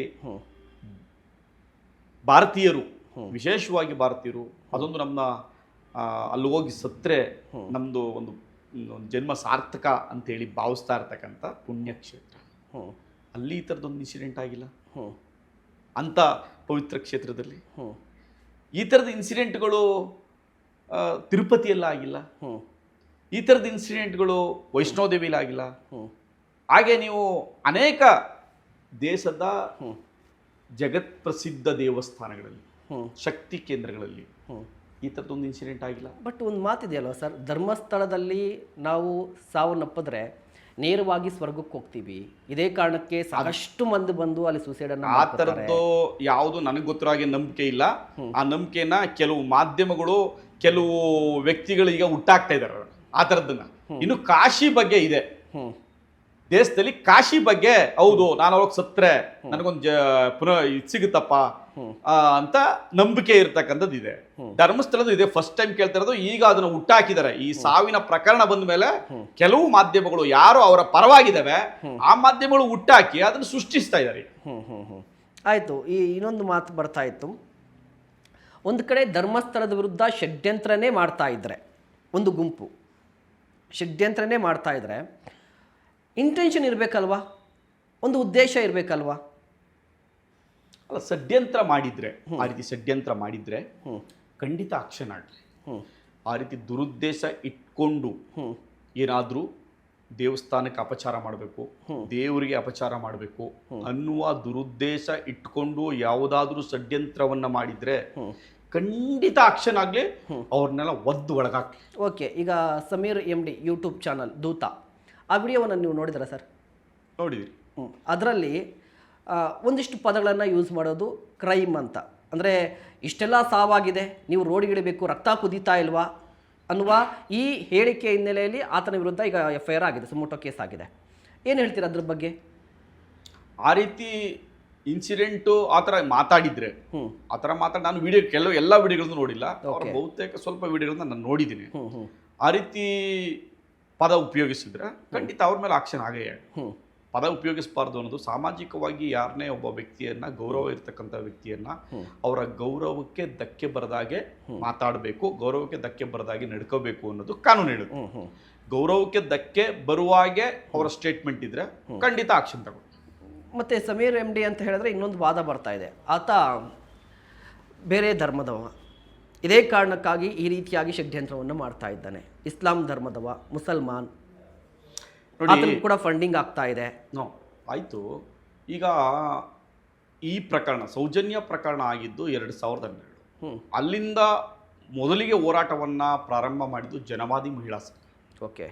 ಆ ಸಂಘಟನೆ ಮೊದಲಿಗೆ ಪ್ರಪ್ರಥಮವಾಗಿ ಹೋರಾಟವನ್ನು ಪ್ರಾರಂಭ ಮಾಡಿತು. ಅದಕ್ಕೆ ಜೊತೆಯಾಗಿ ಸೇರಿಕೊಂಡಂಥವ್ರೆ ತಿಮರೋಡಿಗಳು ಮತ್ತು ಒಂದಷ್ಟು ಜನ ಲೋಕಲ್ ಪಾರ್ಟಿಗಳು, ಸಂಘಟನೆಗಳು ಹೋರಾಟ ಮಾಡ್ತಾರೆ.